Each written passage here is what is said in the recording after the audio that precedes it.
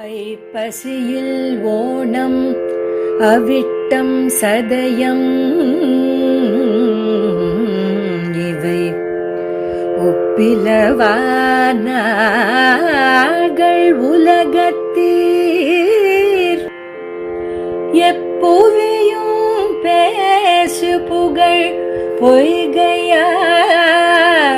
பூதத்தார் பேயாழ்வார் எப்புவியும் பேசு புகழ் பொய்கையார் பூதத்தார் பேயாழ்வார் தேசுடனே தோன்று சிறப்பால் ஐப்பசியில் ஓணம் அவிட்டம் சதயமிவை ஒப்பிலவானார்கள் உலகத்தீர் எப்புவியும் பேசு புகழ் பொய்கையார் பூதத்தார் பேயாழ்வார் தேசுடனே தோன்று சிறப்பால்.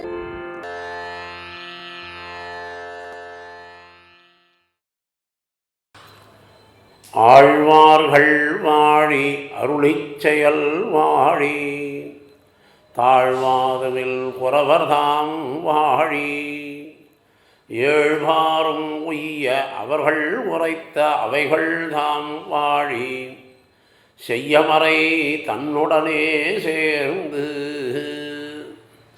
ஆழ்வார் எம்பெருமானார் ஜீயர் திருவடிகளே சரணம், ஜீயர் திருவடிகளே சரணம்.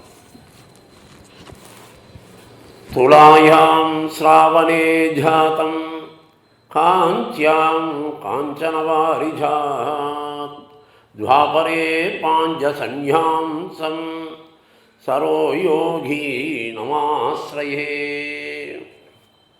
காஞ்சியாம் சரசி ஹேமாப்ஜே ஜாதம் காசாரயோகினம் கலையேய ஸ்ரியப்பத்யுஹோ ரவீந்தீவமகல்பயத். எம்பெருமான் மயர்வர மதிநலம் அருளின ஆழ்வார்கள் அருளிச் செயல்களுக்கு வித்தாய் இருந்தவர் பொய்கை ஆழ்வார்.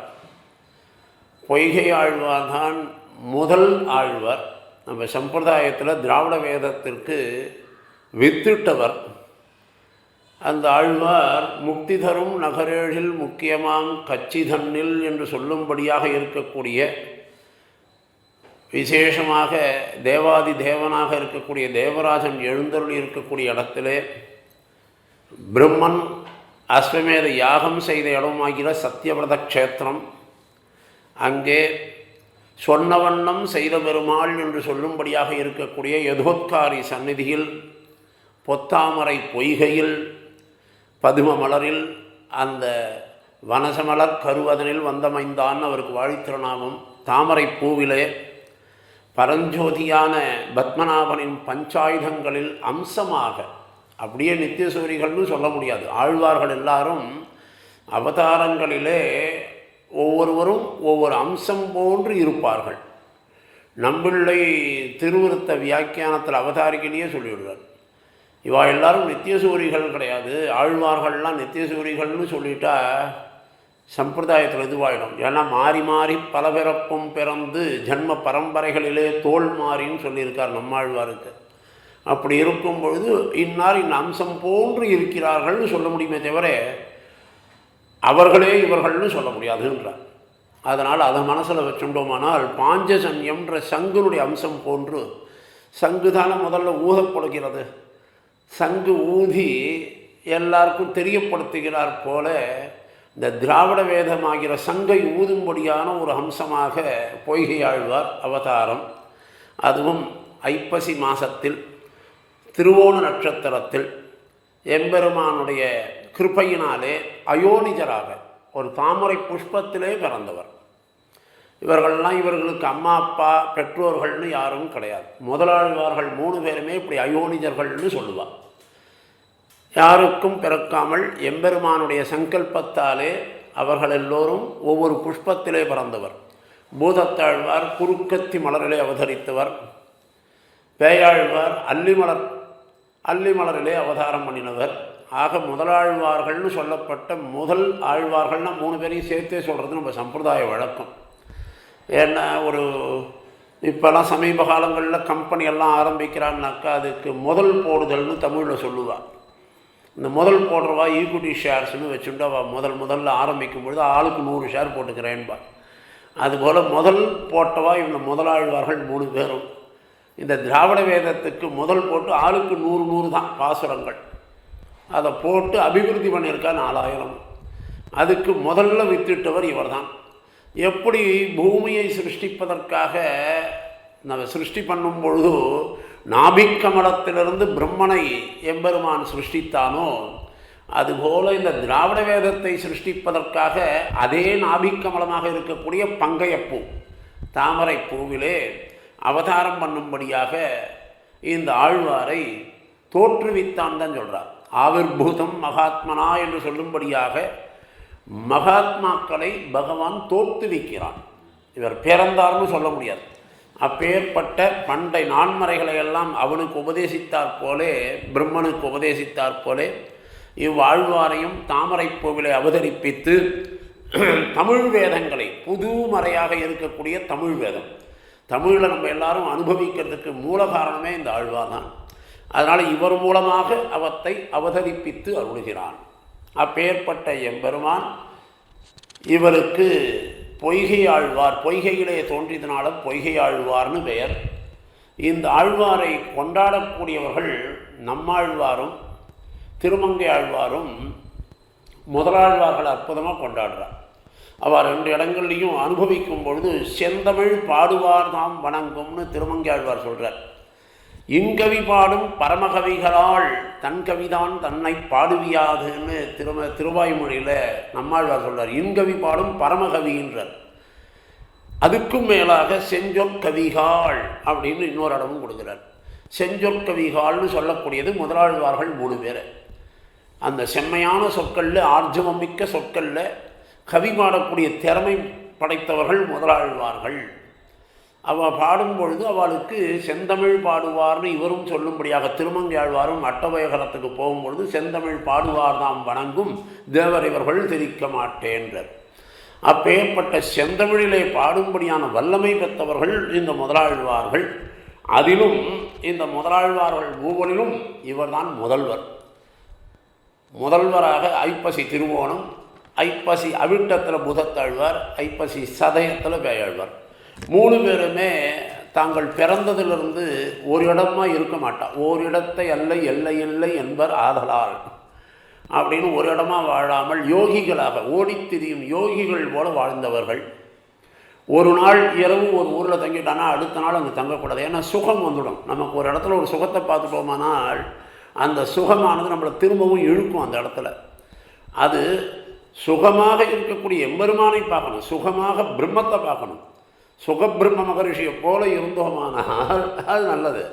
ஆனால் நமக்கு இந்த சௌகரியங்களெல்லாம் பார்க்க ஆரம்பிச்சிட்டோமானால் அந்த பகவானை பார்க்கறது குறைஞ்சிடும் என்பதனால அவர்களெல்லாம் பிறந்தது முதலாகவே இப்படி உலக இயல்பிலேருந்து விலகி நம்மளை போல வாழாமல் கொஞ்சம் காட்டில் போய் திடீர்னு இருக்கணும்னு இருப்பா. திடீர்னு வந்தால் பெருமாளை சேவிப்பா. ஒரு மாலை வணங்கணும், மாலை பொழுதானால் ஒரு மாலையில் ஒதுங்கணும். திருமாலை வணங்குவதற்காக போவார்கள். எங்கெங்கே முடியுமோ அப்படி போயின்னு இருக்கார். இவர்கள் மூவரும் ஒருத்தர் முன்ன பின்ன பார்த்துக்கல. இந்த முதலாழ்வார்கள் மூவரும் இப்படி போயின்னு இருக்கக்கூடிய காலத்தில் இவர்கள் எல்லாரையும் ஒன்று சேர்க்கணும்னு ஒரு எடைகழி பெருமான்னு பேர். பெருமாளுக்கு தேகலீசன்னு பேர். தேகலீசன்னாக்கா எடைகழி பெருமான்னு பேர். இடையில வந்து நின்றவன் அர்த்தம். அப்படி எடைகழி பெருமானாக இருக்கக்கூடிய திருக்கோவலூர் ஆயன், திருவிக்கிரம் அவதாரம். அதனால் இந்த ஆழ்வாருடைய பாசுரத்தில் பார்த்தேனானால் திருவிக்கிரமனை மறக்க மாட்டார், திருவேங்கடமுடியான மறக்க மாட்டார். விபவாவதாரங்களையும் எடுத்துட்டு அர்ச்சாவதாரத்தில் கொண்டு வந்து பூர்த்தி பண்ணக்கூடிய ஒரு இது இவருக்கே உண்டான ஒரு இயல்பு. இந்த ஆழ்வார் அப்படி முதல்ல அங்கே மிருகண்டு மகரிஷி இருக்கக்கூடிய ஆசிரமத்திற்கு திருக்கோவலூரில் வந்து எம்பெருமானை சேவிக்கணும்னு வரார். சாயங்கால நேரம் மழை விடுறது. மழைமுகில் ஓல்வானைனர் திருமங்கை ஆழ்வார். மழை முகிலை போல் இருக்கக்கூடியவன் அவனை சேவிக்கணும்னு வந்தார். வரும்பொழுது வெளியில் பெரிய மழை கொட்டி எடுத்து, வெளியில் பெரிய மழை கொட்டின உடனே இவர் மிருகண்டு மகரிஷியினுடைய ஆசிரமத்தில் போய், சுவாமி அடியனுக்கு இன்றைக்கி ராத்திரி தங்கிட்டு நாளை காத்தால் பெருமாள் சேவிக்க முடியுமான்னார். அதுக்கு என்ன இடைகழி இருக்குது எங்கள் ஆற்றுல, இந்த இடைகழியில் நீர் படுத்துக்கலாம் படுத்துக்கொண்டுட்டார். சரின்னு இவர் இடைகழியில் படுத்துக்கிட்டார். படுத்துட்ட கொஞ்ச நேரத்துக்கெல்லாம் பூதத்தாழ்வார் வருகிறார். அவர் கதவை தட்டுறார். யார் அதுன்னு கேட்குறார். சுவாமி ராத்திரி வேளையில் தங்கிறதுக்காக இடம் வேணும் அப்படின்னு கேட்குறார். இது ஒருவர் உறங்கலாம், அவ்வளோதான் இடம் இருக்குது அப்படின்னு உள்ளே இருக்கிற பொய்கையாழ்வார் சொன்னார். அதுக்கு என்ன இருவர் உட்காரலாமே அப்படின்னு அவர் பதில் கொடுக்குறார். பூதத்தாழ்வார் இருவர் உட்காந்துக்கலாமே இந்த இடத்துல அப்படின்னு உடனே, ஓ இவர் சாதாரண ஆள் இல்லை, இவரும் ஒரு மகானாக தான் இருக்கணும் அப்படின்னு நான் சொல்லிட்டு இந்த இடைகளில் இருக்கிற பொய்கையாழ்வார் கதவை திறந்து அவர் வாரம் சொல்லி உள்ளே உட்கார சொல்லி 2 பேரும் உட்காந்து பகவத் அனுபவத்தை பேசின்னு இருக்கார். அந்த நேரம் திரும்பவும் கதவு சாத்தின உடனே 3ஆவதாக வந்தார் பேயாழ்வார். அவர் சுவாமின்னு கதவு தட்டினார். அடியனுக்கும் இடம் ஒன்று ஒதுங்கிறதுக்கு இடம் இல்லையேன்னு. இங்கே இருவர் இருக்கும்படியாக தான் இடம் இருக்குன்னார். அதனால் என்ன மூவரும் நிற்கலாமேனார். அவர் நிற்கலாம்னு சொன்னோடனே சரின்ட்டு அவரும் ஒரு விஷயம் தெரிஞ்சவராக இருக்கார், நல்ல பகவத் அனுபவமாக இருக்கும்னு சொல்லிவிட்டு 3 பேரும் அங்கே நிற்கிறார். நின்றுண்டு அந்த பகவத் விஷயங்களை பேசணும்னு நினைக்கும் பொழுது கதவு 2 பக்கமும் திறக்கலை. இந்த பக்கமும் உள்ளேயும் போக முடியாது. மிருகண்டு மகரிஷி அவர் கதவை சாத்தின்னு இருக்கார். வாச கதவையும் சாத்தியாச்சு. ஆனால் உள்ளுக்குள்ளே 4ஆவதாக ஒருத்தர் நெருக்கிறார். இது 4ஆவதாக ஒருத்தர் நெருக்கின உடனேயே இவாளுக்கெல்லாம் யார் இது நெருக்கிறாளே அப்படிங்கிற ஒரு எண்ணம் வருது. நம்மளை நெருக்கும்படியாக யார் வருகிறான்னா சாட்சாத் எம்பெருமான் தான். இந்த கண்ணனுக்கு ரொம்ப அற்புதமாக ஆழ்வார்கள்லாம் சொல்கிறார், ஆச்சாரியர்கள் அதை அனுபவிக்கிறார். வேர் 10 சூடுமவர்கள் மண் 10 கழத்தாதா, வேர்ச்சூடுமவர்கள் மண் 10 கழத்தாதா போலே ஞானியை விக்கிரகத்தோடே ஆதரிக்கும் அப்படிங்கிறார். அதாவது வேர் 10 சூடுபவர்கள், அது வெட்டி வேரை சூடணும்னு நினைக்கும் பொழுது வெயில் காலத்தில் தாபம் தோகணும்னா அந்த வெட்டி வேர் மண்ணோடு எடுத்து உடம்புல வச்சுட்டோமானால் அந்த மண்ணை கழிவு இது பண்ணுறதில்லை, உதறதில்லை. அந்த மண்ணோடு சேர்ந்து இருக்கிறார் போல இந்த ஞானிகளை பகவான் ஆசைப்படுறது என்னென்னா அவருடைய சரீரத்துக்கும் ஆசைப்படுறான். பரமார்த்தனான இவன் சரீரத்துக்கு ஹேது, சரீரத்துக்கு ஹேத்துன்னு காட்டுறார். அதாவது சரீரத்தை பகவான் ஆசைப்படலாமா அப்படிங்கும் பொழுது சரீரம் வேறு ஆத்மா வேறு தானே. இந்த ஆத்மாவை அனுபவிக்கிறதுக்கு பதிலாக பகவான் என்ன பண்ணுறான், இவளை சரீரத்தோடையே அனுபவிக்கிறேன்னு சொல்லும் பொழுது வேர் 10 சூடுபவர்கள் மண் 10 கடத்தாதா போலேன்னு சொல்கிறார் போல அந்த சரீரத்தோடைய ஞானியை ஆதரிக்கும். அது பகவத் இச்சைன்னு சொல்கிறார். பகவான் இச்சைப்பட்டானால் திருமாலிருஞ்சோலை மலையே என்று உகந்தருண நிலங்களிலே பண்ணும் எல்லா உகந்தருள் நிலங்களில் பண்ணக்கூடிய அத்தனையும் இவன் திறத்திலே பண்ணுவான்றார். அதாவது எப்படி எம்பெருமான் அங்கே உட்காண்டிருக்கிறானோ திருமாலிருஞ்சோலையில் இருக்கிறார் போல இந்த ஆழ்வாருடைய திருமேனியே உகக்கிறான்னு அர்த்தம். அப்படி அதற்கு அங்குத்தை வாசம் சாதனம் இங்குத்தை வாசம் சாத்தியம்னு எழுதுகிறார். அதாவது பகவானே சாதனானுஷ்டானம் பண்ணுறான்னு அர்த்தம். எதுக்கு சாதனானுஷ்டானம் பண்ணுறான்னா திருக்கோவலூரில் உட்காந்து திருவிக்கிரமனான இடைகழியாயன் ஒரு சாதனானுஷ்டானம் பண்ணிட்டு இருக்கானா. என்ன அனுஷ்டானம்னாக்கா நமக்கு இந்த 3 பேர் வரணுமே, ஒருத்தர் வந்தால் போகாது, 3 பேரும் ஒரே நேரத்தில் அவளை நெருக்கணும். ஒருத்தர் நெருக்கினா போகாது. அந்த கூட்டத்தோடு அடியாதங்கள் இன்பமிகு பெருங்குழுவு கண்டு யானும் இசைந்து உடனே என்றுகளோ இருக்கும் நாளே அப்படின்னு பகவான் உகக்கிறான். அவளை சரீரத்தோடு நெருக்குவதற்காக நெருக்கும் பொழுது தான் யாரது நம்மை நெருக்குகிறார்கள் தெரியும் பொழுது தான் பொய்கை ஆழ்வார் என்ன பண்ணுறார், உடனே நமக்கு ஞானம் வரணும்னா இருள் போகணும். அந்த இருள் போனால் தான் வெளிச்சம் தெரியும். இருள் தருமான் ஞானத்துள் இனி பிறவியான் வேண்டேன்னா அந்த அஜ்ஞானமாகிற இருள் போவதற்கு முதல்ல பகவானை பார்ப்பதற்கு அந்த வையம் தகலியான இந்த பூமியே ஒரு அகல் விளக்காக வைத்து ஒரு பாசுரம் பாடினார். அது பாடின உடனே புறவிருள் எல்லாம் போகிறது. புறையுருள் போன உடனே புறையுருள் போனால் மட்டும் போராது, நம்ம அகையுருளும் போகணும் அப்படிங்கிற எண்ணத்தில் அன்பே தகலியா ஆர்வமே நெய்யாகா அப்படின்னு பூதத்தாழ்வார் தன்னுடைய திருவாக்கிலிருந்து 2ஆம் திருவந்தாதியாக அவர் ஆரம்பிக்கிறார். இந்த அகவிருளும் போய் புறவிருளும் போனதுனால சாட்சாத்கரிக்கும்படியாக எம்பெருமான் பிரத்யட்சமாக அங்கே நிற்கக்கூடிய இடைகளி ஆயனை திருக்கண்டேன் பொன்மேனி கண்டேன், அப்படி அந்த எம்பெருமானை அனுபவிக்கக்கூடிய தன்மை வந்துவிடும் என்பதைத்தான் இந்த முதலாழ்வார்கள் 3 பேருமே பெத்திமையோர் என்னும் முதலாழ்வார்கள் என்னும் பெயர் இவர்க்கு நின்னது உலகத்தே நிகழ்ந்து. அப்படி இந்த முதலாழ்வார்கள் 3 பேரும் ஒன்று கூடி அந்த 4000 திவ்ய பிரபந்தம் வித்திட்ட இடமானது திருக்கோவலூர். அந்த இடைகளி ஆயனே வந்து மாயனாக வந்து அங்கே இவர்களை நெருக்கினதுனாலே ஏற்பட்ட ஒரு சம்பந்தம். அந்த திருமேனியை உகக்கினான் எம்பெருமான். அதனால தான் நம்மாழ்வார் சொல்றார், மங்க ஒட்டு உன் மாமாயை மானாங்கார மனங்கடான்னு திருவாய்மொழியில் சாதிக்கிறார். என் சரீரத்தை போய் ஆசைப்படுறீங்க ஏண்டா இப்படியெல்லாம் வருமான பகவான் உகக்கிறான்னாக்க நம்ம தடுக்கக்கூடாதுன்னு சொல்கிறார். போக தசையில் ஈஸ்வரன் நோக்கும் போது அழிக்க வேணும் என்று அழியாத ஒழிகை. அதாவது நம்ம நினைக்கிறத போக தசைகளை பகவான் நினைக்கும் பொழுது நம்ம அதுக்கு ஏற்றா போல போயிடணும். அதுபோல் எம்பெருமான் அனுபவிக்கிறான் இவர்களுடைய திருமேனியை. அதனால் வந்து நெருக்கின்று 4வதாக வந்து இவர்கள் திருவாக்காலே அந்த பிரபந்தம் மலர வேண்டும்னு ஆசைப்பட்டான். அதனால் இந்த முதல் ஆழ்வார்களில் முதல்ல வந்தவருடைய பொய்கை ஆழ்வாருடைய பிரபந்தமானது 100 பாசுரம். அது முதலில் வந்ததுனால முதல் திருவந்தாதின்னே பேர். இந்த முதல் திருவந்தாதிக்கு இதுவே முதல். அப்போ ஒரு ஆச்சாரியர் ஒருத்தர் தனியன் சாதிக்கணும் இல்லையா, அதை சாதிக்கிறதுக்கும் ஒரு முதலியாண்டான் அது ராமானுஜருடைய திருவுள்ளம். அதனால் முதலியாண்டான் சுவாமி தான் தனியன் சாதிக்கிறார்.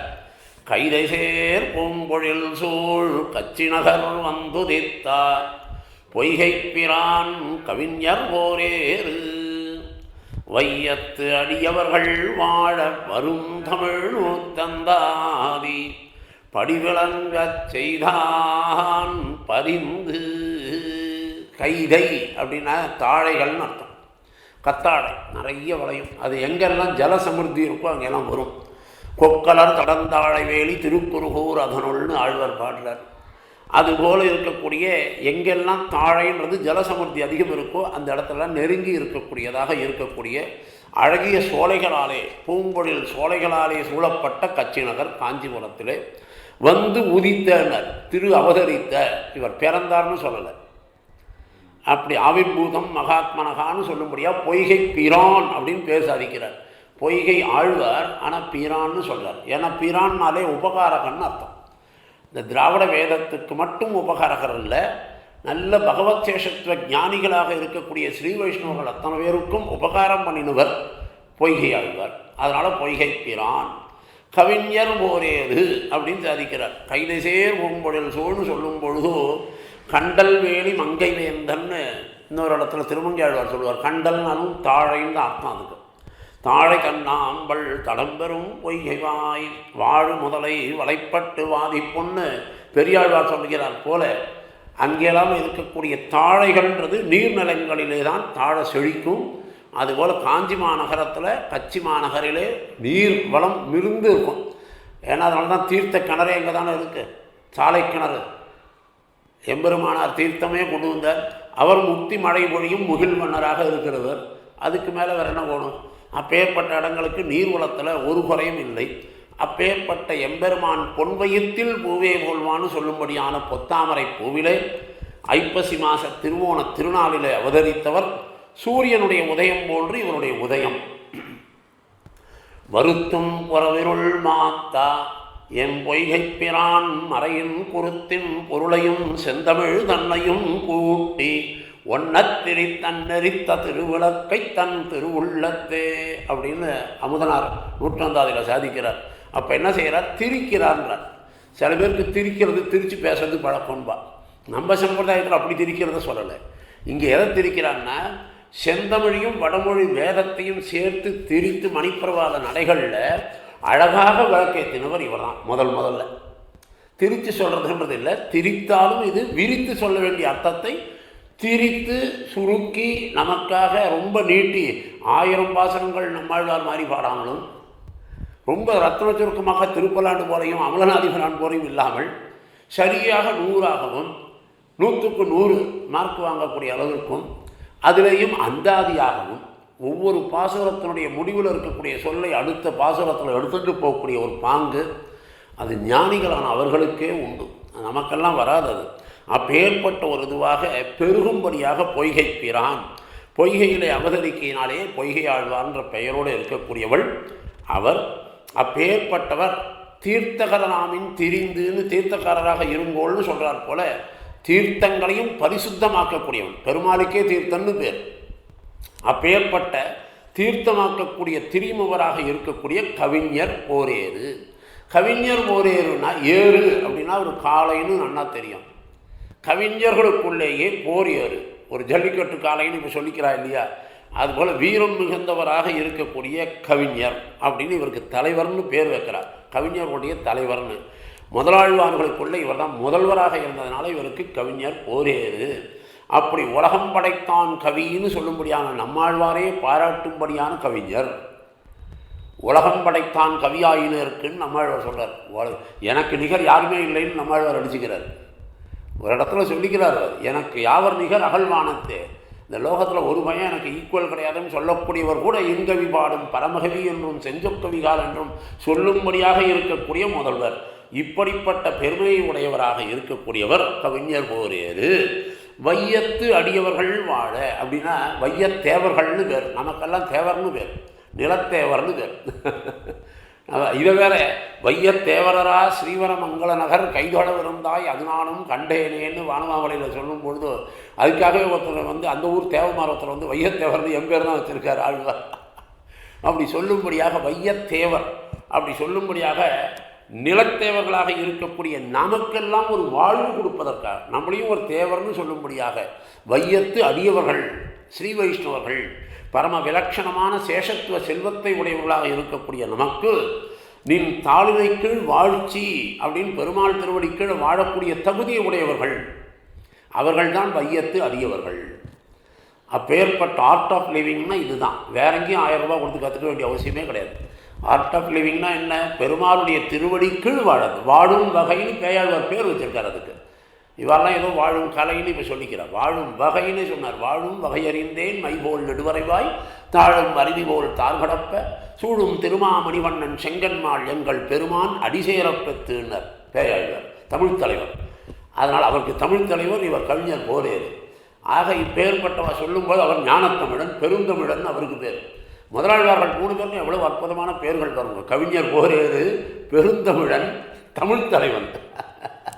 அப்பேற்பட்ட தமிழை வளர்த்தவர்கள் இந்த 3 தான் முதல்ல ஆரம்பித்தவர்.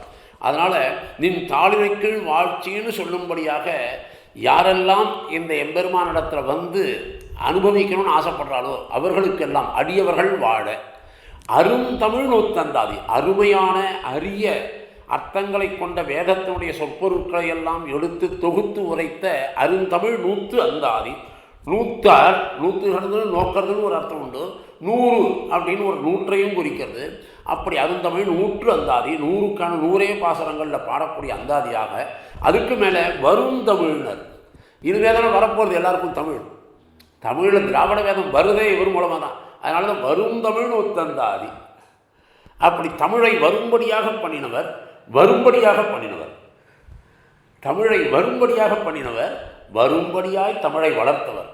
ஆக வரும்படி வேணும் இல்லையா, அந்த வரும்படி இன்னைக்கு அந்த மாதிரி அந்த வரும்படியாக வரும் தமிழ் நூத்தந்தாதி படிவிளங்கச் செய்தான் பரிந்து.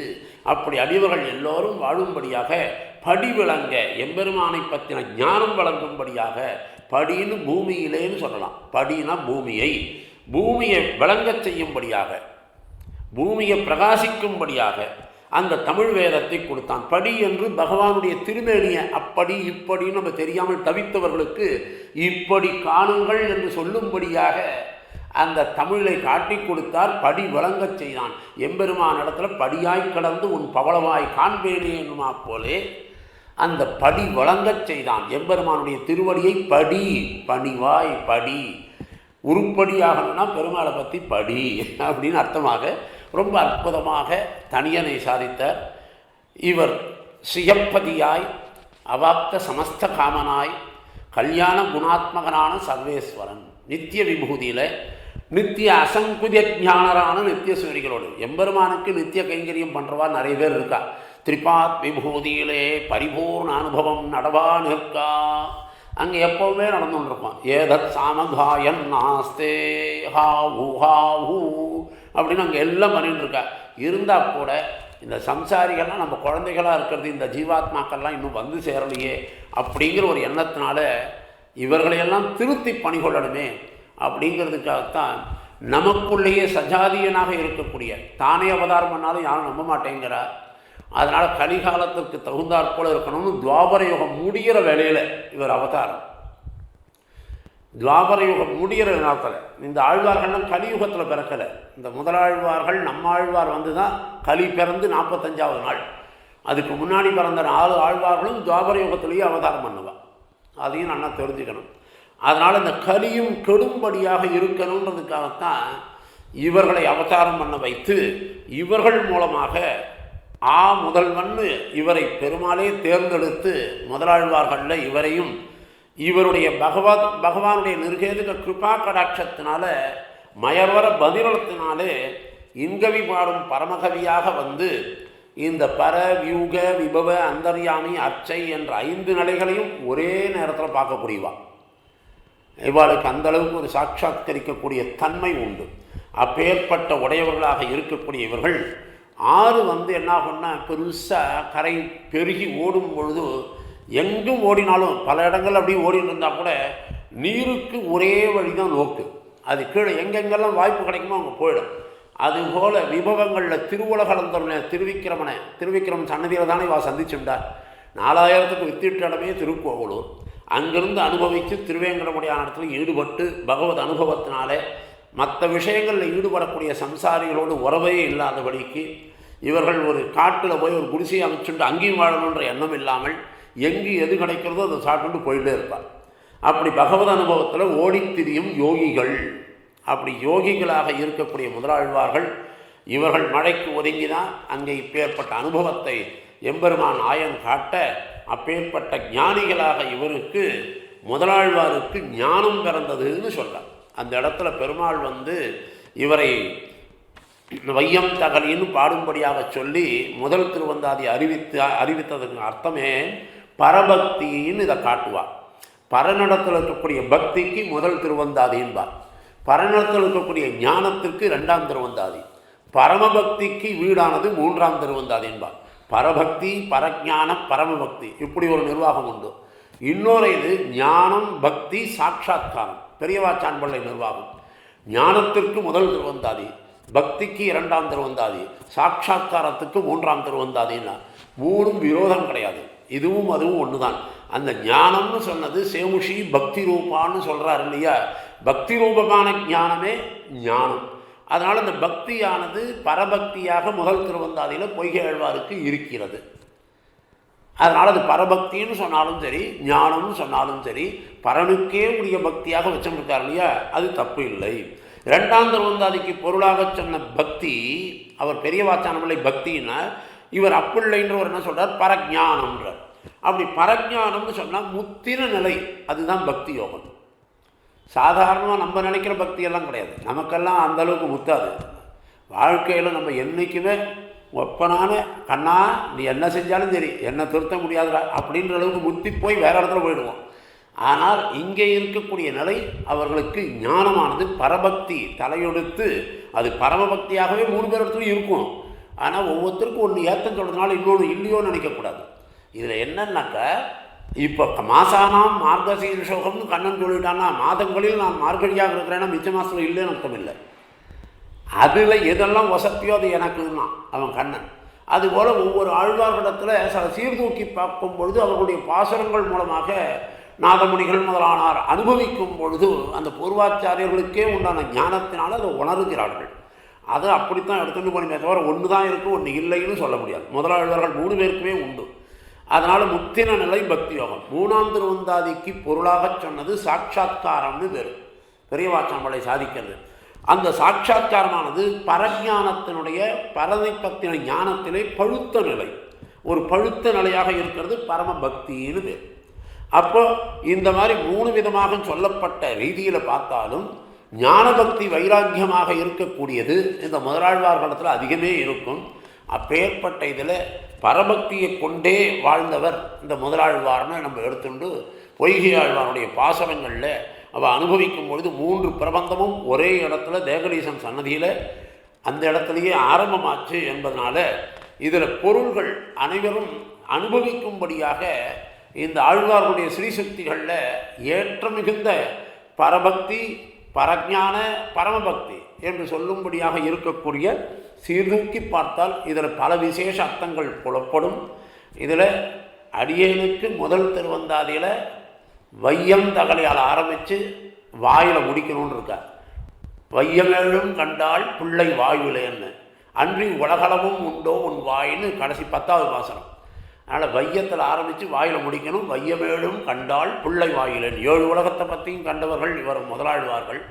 அதில் இந்த வையம் தகலியால் முதல் பாசனத்திலேருந்து சங்கரகமாக அந்த 1.5 மணி நேரத்துக்குள்ளே அனுபவிக்கணும்னு சொல்லியிருக்கார். அதை எம்பெருமானும் ஆச்சாரியன் தான் நடத்தி கொடுக்கணும்.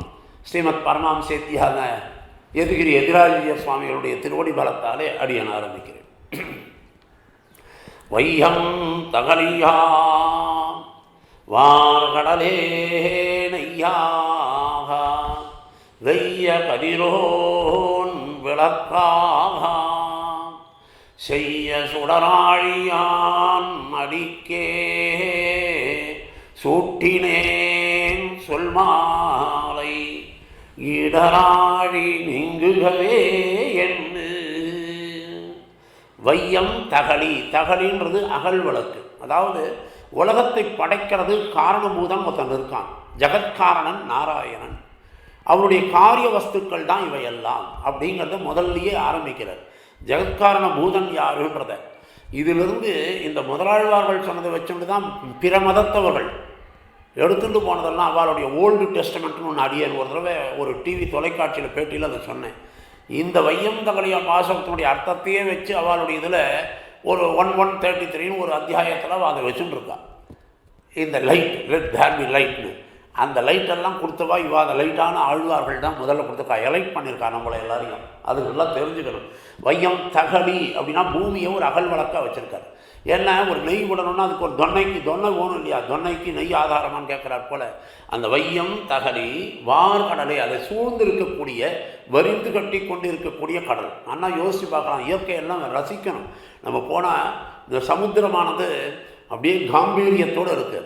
அந்த சமுத்திரமானது அந்த எல்லையை தாண்டதில்லை. அதுக்குன்னு ஒரு வரம்பு பெருமாள் நிர்ணயம் பண்ணுறான். அந்த வரம்பை மீறுறதில்லை. அப்படியும் மீறணும்னு அவன் பண்ணான்னு அவனுடைய சங்கல்பத்தில் சுனாமி வரும். ஆனால் நம்ம நமாமின்னு சொல்லிட்டு நமாமி தவ பாத பங்கஜம்னு சொல்கிறவாளுக்கு சுனாமி ஒன்றும் பண்ணாது. அது மற்றவாளுக்கு தான் சுனாமி. நமக்கெல்லாம் நமாமி நம்ம ஏவவாதினகான்னு இருக்கணும்.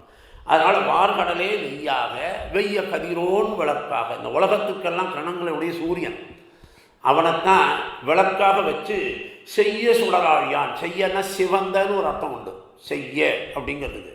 அப்போ சிவந்த சுடராழியானாக சிவந்த திருவடிகளை, செம்மையான திருவடி, சேவடி செவ்வி திருக்காப்புன்னார் இல்லையா, அப்பேற்பட்ட சிவந்த திருவடிகளிலே இடராழி நீங்குகவே, இடர்கடல் நீங்க வேண்டும். என்ன இடர் இருக்குது? பகவத் கைங்கரியத்துக்கு தடையாக இருக்கிறதெல்லாம் இடர். இவருக்கு வேற கஷ்டம் கிடையாது. இவாளுக்கெல்லாம் பகவத் அனுபவத்திற்கும் கைங்கரியத்திற்கும் எதெல்லாம் விரோதியோ அதெல்லாம் போகணும். அதுக்கு இடராழி நீங்கவே சூட்டினேன் சொல் மாலை. இவெல்லாம் பூமாலை பாமாலைன்றார் போல சொல் மாலையே சூட்டி விடுறார். அதுதான் விசேஷம் அவளுக்கு. அதனால் தேசமான அணிகலனும் என் கைகூப்பு செய்கையேன்னு சொல்கிறார் இல்லையா அழுவார். அதுபோல் பூசும் சார்ந்து என் நெஞ்சமே புனையும் கண்ணு எனதுடைய வாசகம் செய் நன் மாலையே வான் பட்டாடையும் மகுதேனர். அப்படி இதுலேயே பூமாலை கொடுத்துருவார். அப்பேற்பட்ட பூமாலை, அப்பேற்பட்ட சொல் மாலை, சொற்களாலான பாமாலையை சாத்தினேன் அப்படின்னு இதுக்கு இது விசித்திரமான காரியங்கள் எல்லாம் செய்யறதுக்கு உலகத்தில் ஒரு காரணம் இருக்கணும். இந்த விசித்திரமான படைப்பு இது. பஞ்சபூதங்களால் ஆனப்பட்டது பூமி, பிரகிருதி சம்பந்தம். அதில் ஆச்சரியமாக பிரதிமாள் எப்பொழுதுமே இருக்கக்கூடியவன் யாருன்னா சங்கு சக்கரத்தோடு இருக்கக்கூடியவன் தான் இடராழியான் சுடராழியான்னு சொன்னார். சுடர்னா சுதர்சனத்தை சொல்லியிருக்கார். அப்பேற்பட்ட சக்கரத்தை ஏந்தி இருக்கக்கூடியவன், சங்குடு சக்கரமேந்தும் தடக்கையன். அப்பேற்பட்ட சுதர்சனாழ்வானை கையில் ஏந்தி இருக்கக்கூடியவன் தான் பரமாத்மா அப்படிங்கிறத அழுத்தம் திருத்தமாக சொல்லிட்டார். அதனால் ஒருவன் ஒருவனங்கத்து என்றும் மூலம் தான் சொல்லியிருக்கார். இருவரும் சமம்னு எங்கேயும் சொல்லலை. இதை என்ன புரிஞ்சுக்கணும். இதெல்லாம் ரொம்ப அழகான ஆழ்வாருடைய பாசனம் இது. இவரே 86வது பாசனத்தில் இந்த இடைகளில் நீயும் திருமகளும் நின்னாயாள் குன்னெடுத்து பாயும் பனிமறைத்த பண்பாலாம் வாசல் கடைகழியா உள்புகா காமர் பூங்கோவல் இடைகழியே பத்தினி. நீ உள்ளேயும் போகல வெளியிலையும் வரல, ரெண்டுத்தையும் நெருக்கிட்டு இருக்கேங்களே என்ன. அப்படி குன்றெடுத்து பாயும் பனி மறைத்தனர். பனினா மழைன்னு பேர். அது கேரள தேசத்தில் மட்டும்தான் இப்போ பனி பெய்யறதுன்றதை சொல்லிக்கிறான். இங்கெல்லாம் நம்ம மறைச்சிட்டோம். பனின்றது பனி மறைத்த அப்படின்னா பனிக்கு மழைன்னு ஒரு பேர் உண்டு. இதெல்லாம் இந்த ஆழ்வாருடைய தமிழில் நிறைய பார்க்கலாம் அந்த மாதிரி. அதனால தான் இவரை கவிஞர் போரேருன்றார். இதை விட இன்னும் பியூட்டிஃபுல்லாக இன்னொரு இதுவும் இருக்குது அவரோடதில்.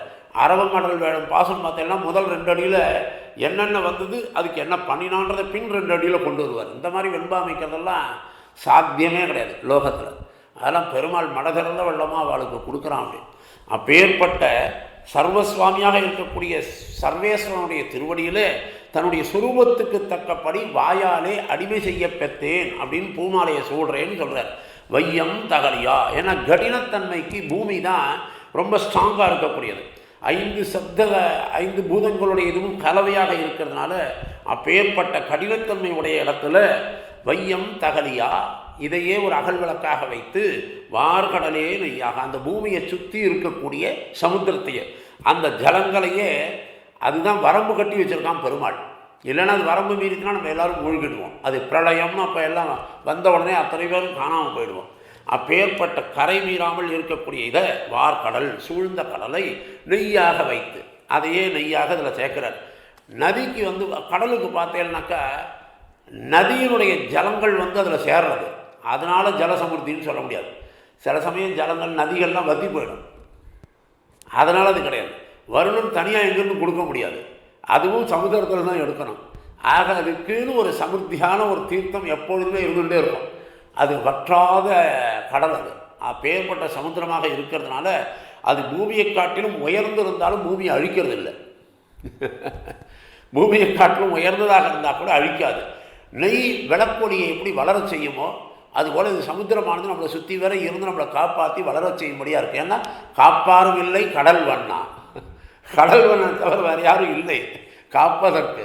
அதனால் காப்பாரும் இல்லை கடல் வண்ணா அப்படின்னு சொல்லும்படியாக இருக்கக்கூடிய அந்த கடல் வண்ணனுடைய பேராகவே அது வைத்து கொண்டு இருப்பதனால அலைகடல் போன்று இவரார்கள் என்ன அட்டபயகரத்தேன் என்னாரேனர். அப்பேற்பட்ட கடல் வண்ணனாக இருப்பதனால கடலையே நெய்யாக வைத்தார். வெய்ய கதிரோன் அந்த பீஷோதேதி சூரியகா பயத்தால் சூரியன் உதிக்கிறான்னு சொல்கிறார் உபனிஷத்தில். அதாவது 30 நாழிகை வெயில், 30 நாழிகைக்கு அப்புறம் பகல் போயிடுறது, நமக்கு ராத்திரி வந்துடுறது. இதெல்லாம் ஒரு டைம் பிரகாரம் எல்லாம் செய்யுது. அதது தர்மத்தை அது கரெக்டாக செய்யும். இந்த மனுஷன் மட்டும்தான் நம்ம தர்மத்தை இன்றைக்கி செய்யலாம்னா நாளைக்கு பண்ணிக்கலான்னு விட்டுடுவோம். ஒரு நாள் அந்த சூரியன் வரலைன்னா உலகம் என்ன ஆகும் யோசித்து பார்க்கணும். ஒரு நாள் பூரா நமக்கு இந்த சூரியனே கிடையாது, இந்த 30 நாழிகையும் கிடையாது அவனுக்குன்னு சொல்லிட்டான்னு வச்சுக்கோங்க, இப்போ உலகமே இருண்டு போயிடும். எதுவுமே நடக்காது. ஜீவராசிகளே இயங்காது. அதுங்கெல்லாம் அதது தர்மத்தை கரெக்டாக பெருமாள் நியமனப்படி பண்ணுறது. பகவதாக்ஞா பகவத் கைங்கரியம் அப்படின்னு அதுங்கெல்லாம் அந்த ஆக்ஞையை மீறிடாமல் செய்கிறது. நம்ம மட்டும்தான் என்ன பண்ணுவோம், சங்கல்பம் மட்டும்தான் அப்படி பண்ணிப்போம். இச்சதானே நம்ம ஆக்ஞை தான், நம்ம சம்பளம் தான். ஆக அப்பேற்பட்ட பரமபுருஷனையே காட்டி கொடுக்கக்கூடிய ஆதித்ய மத்தியத்தில் இருக்கக்கூடியவன் யார்? தேய சவிதா சவித்ரு மண்டலம் மத்தியவர்த்தி நாராயணகா. அவனை அங்கேயும் இருக்கான் அவன் தான்றதை காட்டி கொடுக்கும்படியான வெய்ய கதிரோன் விளக்காக. இப்படி இருக்கக்கூடியதில் வார்கடலே நெய்யாக வெய்ய கதிரோன் விளக்காக 30 நாளைக்கு ஒரு குறைவோ ஏற்றமோ இல்லாமல் சூரியன் உதித்து மறையிறதுன்றது இருக்கே. அப்பேற்பட்டதுக்கு ஒரு காரணம் இருக்கணும். இல்லை இது இல்லைன்னா அது இயங்குமா? அந்த ஜெகத்காரண போதன் எல்லாவற்றையும் தெரிந்தவன் யார் என்றால் அவன்தான் செய்ய சுடராழியான். இருளென்ன மாமேனி எம் இறையார் அப்படின்னு சொல்லும்படியான கருப்பு நிறமுடைய வர்ணச்சேர்த்தியோடு இருக்கக்கூடியவன் அவனிடத்தில் செய்ய சுடராழியான். கருப்பும் சிவப்பும் நமக்கு தேவை திராவிடத்தில். அதனால் திராவிட வேதத்துக்கு சொன்னேன், மற்ற அர்த்தங்கள் எடுத்துக்கூடாது. என்ன செய்ய சுடராழியான் சிவப்பை உடைய சுதர்சன ஆழ்வான், செந்நிறத்தை கக்கக்கூடியவனாகவும் கருத்த திருமேனியோடு இருக்கக்கூடியவன். ஆனால் உள்ளே இருக்கிறதுல வெள்ளுயிர், கருப்பு வெள்ளை சிவப்பு 3 தானே. முப்புரி நூலோடு பந்தம்னு சொல்கிறார், பந்தார் குழலின்னு சொல்லும் பொழுது. அப்பேற்பட்டவனாக இருக்கக்கூடிய சர்வேசனுடைய திருவடிகளில் இடராழி எப்பொழுதும் கைங்கரியம் செய்ய பெற வேண்டும். துன்பக்கடலானது என்னை விட்டு போக வேண்டும். கைங்கரியம் செய்ய முடியாமல் இருக்கக்கூடிய சூழ்நிலை வந்தால் அதை விளக்கக்கூடிய தன்மை அவனுக்கு தான் உண்டு, நம்மளால் பண்ண முடியாது. அதனால் சொல் மாலை, வாடாத மலர் மாலை, நாடியின் நாள்தோறும் வாடா மலர் கொண்டு பாடீர் அவன் திருநாமம் வீடே பெறலாமேன்னர். அப்போது வாடா மலர்னு சொல்லும்படியான நிறைய நல்மலர் நாடினர். அப்போ நல்ல மலர்களாக இருக்கக்கூடிய இந்த பிரபந்தங்களையே நம்ம பாடினாலே நம்மளுடைய இடராழியெல்லாம் போயிடும், நம்மளுடைய கஷ்டங்கள் எல்லாம் போகும் என்பதனால பகவத் விஷயத்தை அறியாமல் சொரூபம் அழிந்து வருந்துகிற சம்சாரிகளுக்கு பரம்பொருளுடைய உண்மையை உணர்த்துவதற்காகத்தான் இந்த முதல் திருவந்தாதியில் முதல் பாசுரத்திலேயே அடிக்கே என்றதுனால நம்முடைய சேஷத்துவத்தை காட்டுறார். சூட்டினேன் சொல் மாலை, அப்படி வாக்குகள்லாம் எதோ வாச்சோ நிவர்த்தந்தேன்னு திரும்புகிறதோ அப்பேற்பட்ட வார்த்தையை பரிபூர்ணமாக பேசுகிறார். எம்பெருமானை அறிய முடியாதுன்னு சொல்கிறது வடமொழி வேதம், எம்பெருமானை அறிந்தேன்னு சொல்கிறது தமிழ் வேதம். இதுதான் விஷயம். கண்ணால் பார்க்க முடியாதுன்றது இங்கே கண்ணால் கண்டுகொண்டேன்னர். அப்படி சொல்லும்படியாக விசித்திரமான உலகத்தை உண்டாக்கக்கூடிய அறிவு சக்தி இதெல்லாம் விரோதிகளை அழிக்கவல்ல சங்க சக்கரங்களை வைத்து கொண்டு இருக்கக்கூடிய சர்வேஸ்வரனே ஜகத்காரகன். அனுமானத்தாலே காரணப்பொருளை அனுமானத்தை வச்சே நம்ம சொல்லலாம். பிரத்யக்ஷம், அனுமானம், சப்தம், இது 3மே நம்மளுடைய தத்துவத்தை அறிவதற்கு உதவும். இங்கே அனுமானத்தை வச்சே உலகத்தை பூராமல் இப்படி இருக்கக்கூடிய இயற்கையை பாருங்கோ, இதிலிருந்தே நம்ம தெரிஞ்சுக்கலாம் இந்த உலகத்தை படைத்த முழுமுதற் கடவுள் அப்படின்னு அனுமானத்தை வச்சே நிர்ணயிக்கலாமான்னா நிர்ணயிக்கலாம் அப்படிங்கிறதையும் சொல்கிறார். வேத சாஸ்திரங்களுக்கு பொருள் கொள்ள முரணான தர்க்கத்தை உபயோகிக்கக்கூடாது, முரண்பாடாக இருக்கக்கூடிய தர்க்கத்தை உபயோகிக்கக்கூடாது, முரண்பாடு இல்லாத தர்க்கத்தை உபயோகிக்கலாம்னு சொல்லியிருக்கார். அப்பேற்பட்ட இங்கே உபயோகிக்கக்கூடிய இந்த விசேஷமான அர்த்தங்கள் நமக்கு நன்றாக பரம்பொருளை எடுத்துக்காட்டக்கூடிய ஒரு வாய்ப்பாக இருக்கும் என்பதனால லீலா விபூதி முழுவதையுமே உபலட்சண முறையில் காமித்திருக்கார் இந்த ஆழ்வார் அப்படின்னு எடுத்துக்கலாம். அதனால் இது அனுமானத்தினால சொன்னாலும் அதை ஊகித்து அறியக்கூடிய தன்மை நமக்கு வந்துவிடும் என்பதனால இப்பேற்பட்ட எம்பெருமானை நாம் அனுபவிக்க வேண்டும் என்பதற்காகவே இந்த ஆழ்வார் முதல் பாட்டிலேயே இப்படி எம்பெருமான் தான் ஜகத்காரண பூதன், அவனை அறிவதற்கு அவனுடைய அருளே நமக்கு தேவை என்பதனால செய்ய சுடராழியான் அடிக்கே சூட்டினேன் என்று சொல்லி இந்த எம்பெருமானை அனுபவித்தார். நமக்கும் அவரை காட்டி கொடுத்தார். இப்பேற்பட்ட இவரை அடுத்த பாசுரத்தில் மேற்கொண்டு சாதிக்கிறார்.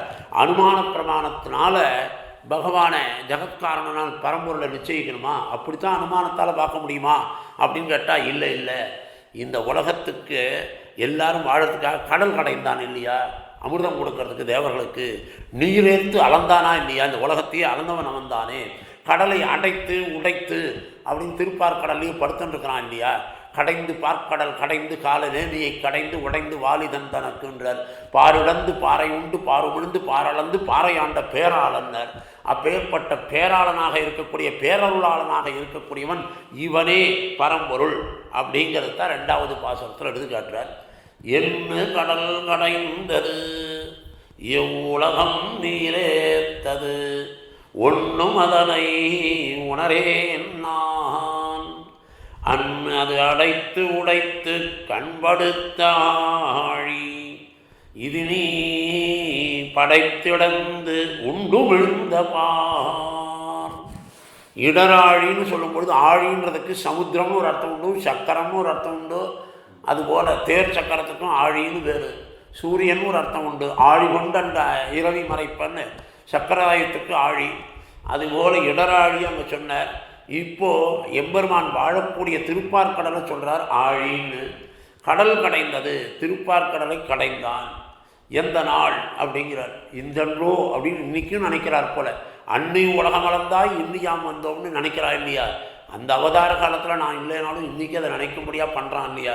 அதுபோல் கடல் கடைந்தாய் பார்க்கடலை. எவ்வுலகம், எந்த உலகத்திற்காக, இந்த உலகத்தில் இருக்கிறவர்களுக்காக தானே பண்ணிட்டு இருக்கேன். நம்ம எல்லாரும் அனுபவிக்கும்படியாக பூலோகத்தில் நம்ம எல்லாரும் இருப்போமே. இந்த குழந்தைகளும் சம்சாரி சேதனர்களாக இருக்கக்கூடியவர்களும் கரையேறுவதற்காக தன்னுடைய லீலைகளெல்லாம் இங்கே தானே பண்ண முடியும். அந்த லீலம் கேவலம் லீலை அப்படிங்கிறார். அதனால் இப்பேற்பட்ட ராமாவதாரத்தில் வந்து என்ன பண்ணினான், அடைத்து அதே கடலை சமுத்திரத்தை சேதுபந்தனம் பண்ணி அணை கட்டுகிறான். உடைத்து ராவண சம்ஹாரத்துக்கு பிறகு அதை உடைச்சி விடுறான். கண் படுத்த எப்போதும் திருக்கண் வளருகிற கண் வளரும் அப்படிங்கிறார் போல கண் படுத்து ஆழி இது வராக ரூபியாக இருக்கும் பொழுது நீர் ஏற்று அது வராகத்திலேருந்து குத்தி எடுக்கிறான். அதனால் குத்தி எடுத்து பூமியை தூக்குறது. நீ படைத்து சிருஷ்டித்து இடந்து வராக உமிழ்ந்து பின்பு வெளியிட்டு பார் இந்த பூமி. பார்ன்றதுக்கு தமிழில் 2 அர்த்தம். ஒன்று பார், எல்லோரும் பாருங்கன்னு சொல்கிறது. பார் அப்படிங்கும் பொழுது பூமின்னு அர்த்தம். அப்பேற்பட்ட அந்த பூமியை சொல்லுகிறார். இங்கே அனுமானத்தை மட்டும் இல்லைன்னு இதை எடுத்துக்காட்டுறார். என்று கடல் கடைந்தது, தன்னை வேண்டிக் கொண்ட தேவர்களுக்காக விருப்பத்தை நிறைவேற்றுறதுக்கு அண்ணல் செய்து அலைகடல் கடைந்து அதனுள் கண்ணுதல் நஞ்சுண்ண கண்டவனே என்று எல்லாருக்காகவும் கடைந்தவளின் பொழுது எனக்கு இன்றைக்கி காட்சி தெரிகிறது இந்த பூமியில். நீ அன்றைக்கி பண்ணதெல்லாம் எனக்கு நீ கண்ணுக்கு தெரியறதுன்ற. அதாவது பெரிய ஞானிகளுக்கெல்லாம் உட்கார்ந்த இடத்துலையே எல்லாமே தெரியும். அவர்கள் வந்து சொல்லக்கூடிய ஒவ்வொரு வார்த்தைகள்லேயும் பல அர்த்தங்கள் உண்டு, சூக்ஷ்மம் உண்டு. இப்போது நமக்கெல்லாம் ஒரு பாலை கொண்டு வந்து சுவாமி பால் சாப்பிட்றான்னா அந்த பாலை மட்டும்தான் நம்ம பார்க்கும்போது பாலாக தான் தெரியும். இந்த ஆழ்வார்கள் மாதிரி இருக்கிறவாளுக்கு கறந்த பாலுள் நெய்யே போல், அவளுக்கு நெய் வரைக்கும் தெரியும், அதில் வெண்ணெய் தெரியும், தயிர் தெரியும், எல்லாம் அதுக்குள்ளே தானே இருக்குது, அத்தனையும் அவளுக்கு தெரியும். அதுபோல் ஒரு பாறை பார்க்கும் பொழுதே அது எண்டு கடல் கடைந்ததுன்னு யோசிக்கிறார். உடனே அந்த கடல் கடைந்த விருத்தாந்தத்தை எடுத்துக்கிறார். அலையும் நுரையும் கூட மாறாக இது காட்சி இன்றைக்கும் எனக்கு தெரியாது. அவள் கண்ணை மூடினா பெருமாள் அப்படி பிரத்யட்சமாகலாம். நமக்கெல்லாம் கண்ணை மூடினா நல்லா தூக்கம்தான் வரும். அந்த மாதிரி எண்ணு கடல் கடைந்தது, இந்த ஒளியை எனக்கு காட்டுறதே. கடைய புகுந்து முடியாமல் நின்ற தேவர்களையும் சர்வேஸ்வரனாக எடுத்துக்க முடியுமா? மற்ற பேரெல்லாம் ட்ரை பண்ணிகிட்டே இருக்கா. அவள் எல்லோரும் தேவர்களாக கூட இருந்து தேவர்கள் அத்தனை பேரும் கடையிறதுக்கு ஹெல்ப் பண்ணால் கூட இவன் அங்கே இருந்தால் தானே முடியறது. அப்போ பரம்பொருள் யாருங்கிறது அங்கே தெரியறது இல்லை. அதனால் மற்றவாளெல்லாம் வச்சுட்டு நம்ம இது பண்ண முடியாது. எவ்வுலகம் நீர் ஏற்றது, பிரம்மன் வந்து நீர் ஏற்றதுன்னா அந்த நீரினால் மாவலியை மண்ணளந்து கொள்வதற்காக வந்து திருவிக்கிரம் அவதாரம் எடுக்கும் பொழுது இவ்வுலகம் நீர் ஏற்றது. ஒரு தாரை பார்த்த உடனே நீரை வைத்தவுடனே ஓங்கி உலகளந்த உத்தமன் ஆண்டாள் சொல்லுகிறார் போல அந்த சர்வேஸ்வரன் மற்றவாளும் நானும் அவனும் ஒன்று தான் சொல்லிட்டு திரிகிறவன் கூட இவருடைய திருவடியை விளக்கும் பொழுது, பிரம்மா விளக்கும் பொழுது அந்த ஸ்ரீபாத தீர்த்தத்தை தன்னுடைய சடையிலே தாங்கிக் கொண்டான். அப்படிங்கும் பொழுது எப்பேற்பட்ட நீர் ஏற்றது, அவன் ஏற்றுக்கொள்ளும்படியாக இருக்கக்கூடிய ஸ்ரீபாத தீர்த்தத்தை தன் சிரசிலே தரிக்கிறான் என்றால் பரம்பொருள் தானாக தெரிகிறது என்றார் இந்த ஆழ்வார். அப்பேற்பட்ட பிரம்மன் விளக்கும் பொழுது சிவன் ஸ்ரீபாத தீர்த்தத்தை தலையிலே தரித்தானாகி பரிசுத்தனாகிறான்னு சொல்கிறார். அப்படி சுத்தியாரத்துக்கு தான் ஸ்ரீபாத தீர்த்தம். இப்பேற்பட்ட ஒன்று மதனை உணரேன் நான், ஒவ்வொரு செயல்களும் உணரேன் நான்னாக்க யான் அறியப்பெறாது இத்தனை நாள் இருந்தேன், உணர முடியாமல் இருந்தேன். இன்றைக்கி நீ எல்லாத்தையும் எனக்கு கண்ணு முன்னாடி கொண்டு வந்து காமிக்கிறியே. பகவான் அன்று நான் பிறந்திலேன், பிறந்தபின் மறந்திலேன். நம்ம மறக்கிறது பிறக்கிற நாள் எது பிறந்த நாள்னு கேட்டால் என்றைக்கு பகவானுடைய திருவடி கீழே சம்பந்தத்துக்கு வருவோமோ அதுதான் உண்மையான பிறந்த நாள். அதனால் 70 வயசு ஆகிடுச்சு சுவாமி அதை பண்ணிக்கலையா, 60 வயசு வந்துடுத்து இதை பண்ணிக்கலையாங்கிறதெல்லாம் நமக்கு வேஸ்ட்டு. உண்மையான பிறந்த நாள்ன்றது அவனிடத்தில் வந்து நம்ம சேர்றது தான் பிறந்த நாள். அது இல்லாமல் மற்றதெல்லாம் உலகத்து லௌகீக வாழ்க்கைக்கு பண்ணிக்கிறோம். அப்பேற்பட்ட செயல்களை அந்த காலங்களில் நான் அறிய பெறாமல் இருந்துட்டேனே. ஒன்று மதனையும் உணரேன் நான்.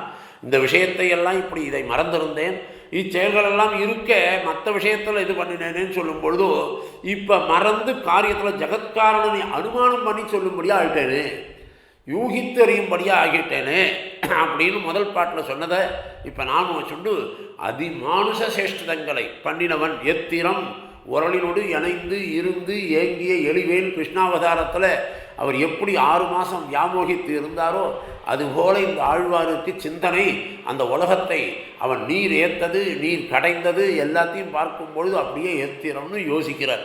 அன்னு அது நீ படைத்துன்னு, அதுக்கு இந்த கடலும் உலகமும் உன்னிடம் பட்டபாடு ஒன்றா ரெண்டா. இந்த கடலும் உன்னிடத்துல பட்ட பாடு இருக்கே அதுவும் பெருசு தான். இந்த பூமியும் பட்டிருக்குது. பருத்தி வந்து ஒரு துணியாக வர்றதுக்கு முன்னாடி பல பாடுபடும். பருத்தி பஞ்சு, அந்த பஞ்சு அது துணி ஆகணும்னா அதுக்கு எவ்வளோ இருக்குது, அது உருட்டுறது, விரட்டுறது, அடிக்கிறது, பாவுதல், நோக்குதல், இப்படி பல சிரமங்கள் அது சந்தித்தா தான் சேலையாக முடியும், வஸ்திரமாக முடியும், நம்ம கட்டிக்க முடியும். அதுபோல் இந்த உலகமெல்லாமும் பகவானுடைய லீலையில் இதெல்லாம் நடக்கிறது. சுரிகுழல் கனிவாய் திருவினை படைத்த அன்று அது அடைத்து அப்படின்னார்.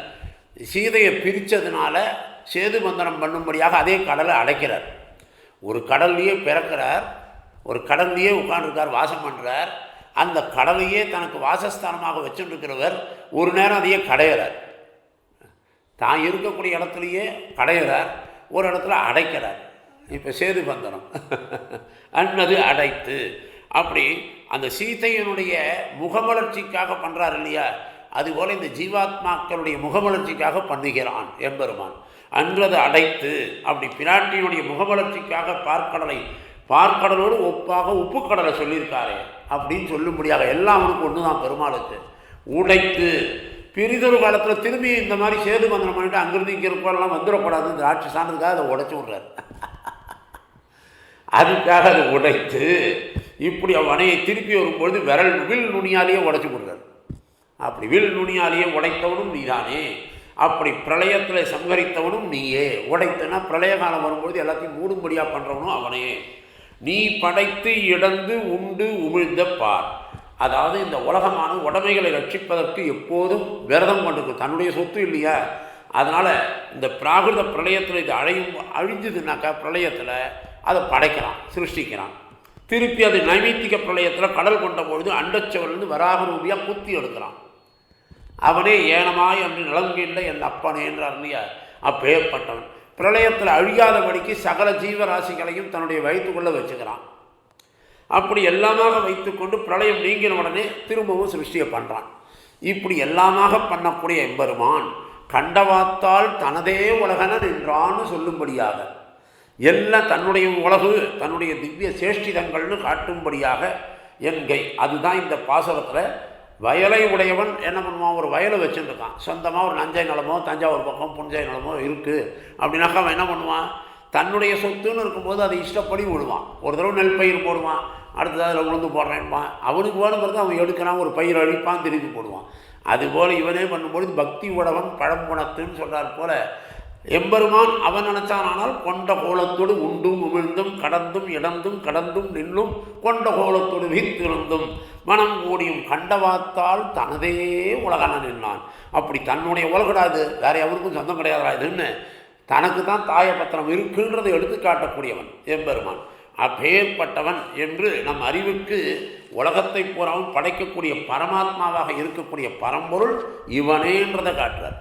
இப்பேற்பட்டவன் யார் அப்படிங்கிறது தான் 3வது பாசுரத்தில் பாரளவும் ஓரடி வைத்து ஓரடியும் பாருடுத்தா நீரளவும் செல்ல நிமிர்ந்ததே சூருருவின் பேயளவு கண்ட பெருமான் அருகிலே நீயளவு கண்ட நெறி அப்படிங்கிறார். அதாவது எவ்வளகம் நீரேற்றதுன்னு சொன்னார் இல்லையா, அந்த அருஞ்செயலில் ஈடுபடும் பொழுது அதிலேயே கடந்து அலைகிறார், திரும்பவும் அதிலேயே வர்றார் ஓரடியும்னு. அப்போது இந்த ஓரடியும் பாரளை ஓரடியும் பாருடுத்தான்றார். பாரளவும் ஓரடி வைத்து, அதாவது ஒப்பற்ற அடியை உலகத்தில் எல்லாருக்கும் அடியாக ஒரு அடியை பூமியில் வைக்கிறார். இந்த பூமியை பூராவும் ஒரே அடியில் அளந்து விடுறார். பாரளவும் வைத்து பூமி எல்லாமே ஒரு திருவடியில் ஒரு அடி வைக்கும் பொழுதே எல்லாம் வந்துடுறது. நமக்கு இங்கிருந்து ஒரு அடியில் வைக்க முடியுமோ, அது எம்பெருமானுடையது. அகடித கடனா சாமர்த்தியம். அதுபோல இருக்கக்கூடியவன் படிக்களவாக நிமிர்த்த நின் பாதமங்கயம்னு ஆழ்வார். அவ்வடிக்கு இணை இவ்வடியே கொண்ட கோலம் குரல் உருவாயினார். ஆண்டாலும் அந்த கோலமானது திரும்பி அவரே எடுத்துன்னு நினச்சா கூட முடியாது.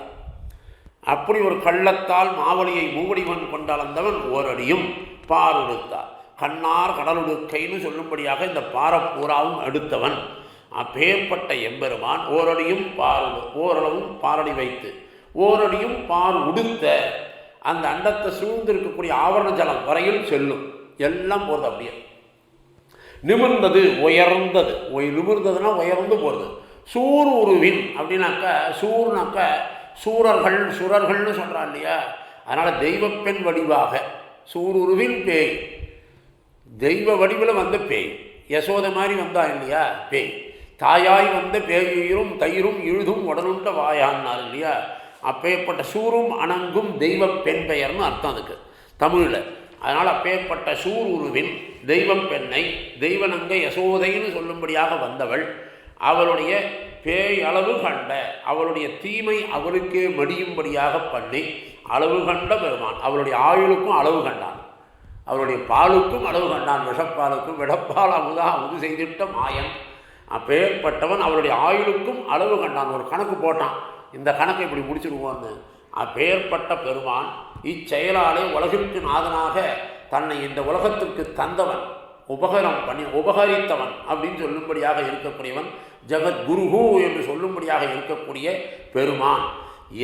என்னை பூதனை முடித்த செயலாக்கி எப்படி பூதனைக்கு அவன் நினைத்ததை அப்படியே முடிச்சுட்டானோ, அதுபோல எனக்கு இருக்கக்கூடிய விரோதிகளை எல்லாம் போக்கி அந்த விவேகம் பிறக்கும்படியாக மாயைன்ற பிரகிருதி மாயை, சங்கல்ப சூரியோதயத்தில் தேசிகம் கூட சாதிப்பார், பூதனைன்றது மாயான்னு பேர். அந்த மாயை நம்மளை முழுங்காதபடிக்கு பண்ணக்கூடிய ஒரு அறிவு, அதுதான் சூருருவில் பேயளவு கண்ட பெருமான் அருகிலே. அப்பேற்பட்ட பெருமான் அவன் காட்டின நெறி மார்க்கம், நீ திருவுலகளந்திருந்த இந்த ஒரு செயலாலேயே இந்தபடி அளந்துண்ட அப்படின்னு சொல்லும்படியாக அறிகிறேன். நீ எப்படி அளந்தேன்றதை என்னால் பார்க்க முடியல, ஆனால் காலாழும் நெஞ்சழியும் கண் சுழலும் அருகிலேன் பெருமான், நீ ஓரடியில் இந்த பார்வெடுத்த எல்லாத்தையும் நீ அளந்திய, இது எப்படின்றது என்னால் இன்னமும் நினச்சி பார்க்க முடியல. ஏன்னா இந்த ஆழ்வார் ரொம்ப எல்லாத்தையும் கேள்வி கேட்பார். இதே மாதிரி ஆளன்று வேலை நீர் உள்ளதோ விண்ணதோ மன்னதோ சொலைசூழ் கொண்டெடுத்தாய் சொல்லு. பின்னாடி இதே முதல் திருவந்தா அதில் கேட்குறார், நீ ஆலை இலையில் படுத்துனான்னு, இந்த ஆலை இலை மட்டும் உனக்கு எங்கே இருந்தா கிடச்சிதுன்னார். இது பிரளய காலத்தில் எல்லாம் கூடி போனால் உனக்கு மட்டும் ஒரு ஆலை இலை கிடச்சிதே, அது விண்ணத்துலேருந்து கொண்டு வந்தியா மண்ணிலேருந்து வந்துதா, உனக்கு எப்படி இந்த இலை கிடச்சிதுடா கண்ணா. இந்த மாதிரிலாம் அனுபவிக்கிறதுக்கு நமக்கெல்லாம் முடியாது. நம்ம ஏதும் அப்படியே கையை கும்பிட்டு வந்துடுறோம். அவள்லாம் அந்தளவுக்கு ஒரு பரபக்தி, அந்த ஞானம் இருக்கிறதுனால அவர்கள் நீ இப்படி தான் அளந்துட்டேன்றது எனக்கு தெரியல, காலாடும் நெஞ்சழியும் கண் சுழலும் அப்படின்னு சொல்லி இந்த மாதிரி அகபரிக்கப்பட்ட மகாபலியால் அகபரிக்கப்பட்ட பூமியை உன்னுடைய திருவடி கீழே கொண்டு வந்த, அதுக்கு மேலே பூதனையை போக்கினாற் போல என்னுடைய விரோதியும் போக்கி அனாதிகாலம் சம்சாரியாக இருந்த என்னை இப்படி ஆட்கொண்டாயோ, என்னையும் இப்படி தான் ஆட்கொள்ளணும் பணிண்டியோ அறிகிறேன் நான், இது உன் மனத்தால் என் நினைந்திருந்தாய் இடவந்த எந்த பிரானேன்னு ஆழ்வார் சொல்கிறார் போல, எம்பெருமான் சில பேரை அளவிட நினைத்தால் அவனுக்கு ஒரு அருமை இல்லை, யாராலையும் அளவிட முடியாது எம்பெருமான். அவனையே தன்னுடைய முயற்சியால் அளவிட நினைத்தால் பூதனையை போல முடிச்சுடுவான். நம்ம யாரும் பகவானை அளவிட்டு அறிய முடியாது. அதனால தான் பேசுவார், எவ்வளவு பேசுவார் அவ்வளவே வாசமலத்துழாய் மாலையானார் பேயாழ்வார். நம்ம பேசுறதுக்குள்ளே சுருக்கிக்கிறானே தவிர எம்பெருமானுடைய பெருமை அவ்வளவுன்னு சொல்ல முடியாது. இப்போ அடியேனும் பேசுகிறேன்னாக்கா, இப்போ இது சொல்கிறேன்னாக்கா சுருக்கமாக தான் சொல்கிறேனே தவிர இந்த ஆழ்வாருடைய பாசனத்துக்கு விளக்கமாக சொல்லணும்னா ஒவ்வொரு பாசத்தை எடுத்துகிட்டு 1 மணி நேரம் 1.5 மணி நேரம் கூட சொல்ல முடியும். ஏன்னா அந்தளவுக்கு நிறைய சாரங்கள் இருக்குது. அதில் நம்ம அனுபவிக்கிறத சங்கிரகமாக தான் அனுபவிக்க முடியும். கொடுக்கப்பட்ட நேரத்துக்குள்ளேயும் முடிக்கணுன்ற ஒரு எதுவும் கட்டுப்பாடும் இருக்குது. அதனால் 4வது பாசனத்தில் நெறிவாசல் தானேயாய் நின்னானை 5 பொறிவாசல் போர்க்கதவம் சாத்தி அறிவானாம் ஆலமர நீழல் அறம் 4வர்க்கு அன்னுரைத்தார் ஆலமர் கண்டத்து அறம். ஆலமர், ஆலம்ன்றதுக்கு விஷம்னு ஒரு அர்த்தம் உண்டு, ஆலமரம்ன்றது ஆலமரத்தையும் சொல்கிறது, ரெண்டும் வரும். அன்று முன்னொரு சமயத்தில் ஆலமர நிழல், ஆலமரத்துக்கு கீழே 4வர்க்கு அகஸ்தியர், தக்ஷர், புலஸ்தியர், கஷ்யபர், இந்த 4 ரிஷிகளுக்கெல்லாம் தர்மத்தை உபதேசிக்கிறேன் அப்படின்னு சொல்லி சிவபெருமான் ஆலம் அமர் கண்டத்து, விஷத்தை கண்டத்தில் நீலகண்டனாக வைத்து கொண்டு இருக்கக்கூடியவன் அவன் அரண் சிவன். 5 பொறிவாசல், 5 ஞானேந்திரியங்களுடைய துவாரங்களில் போர்க்கதவம் அடைக்க ஒண்ணாத கதவுகளை சாத்தி. பேயாழ்வான் என்று சொல்லுவார், அறிவென்னும் தாழ் பொழுதி 5புலனும் தம்மில் செறிவென்னும் தின்கதவம் செம்பி. அப்படி நம்ம தெரிஞ்சுக்கணும், அறிவுன்ற தாப்பாலை போட்டு ஞானத்தை புரிஞ்சுக்கணும்னார். இங்கே அதுபோல இந்த 5 பொறிவாசலையும் அடைத்து, போர்க்கதவம் அடைக்க ஒண்ணாத கதவுகள், இந்த ஞானேந்திரியங்கள்லாம் ஒழுங்காக வரணுன்றதுக்காக சாத்தி நெறிவாசல் தானேயாய். நெறினா உபாயம், பிராபியம், தானே எம்பெருமானே உபாய உபேயம்.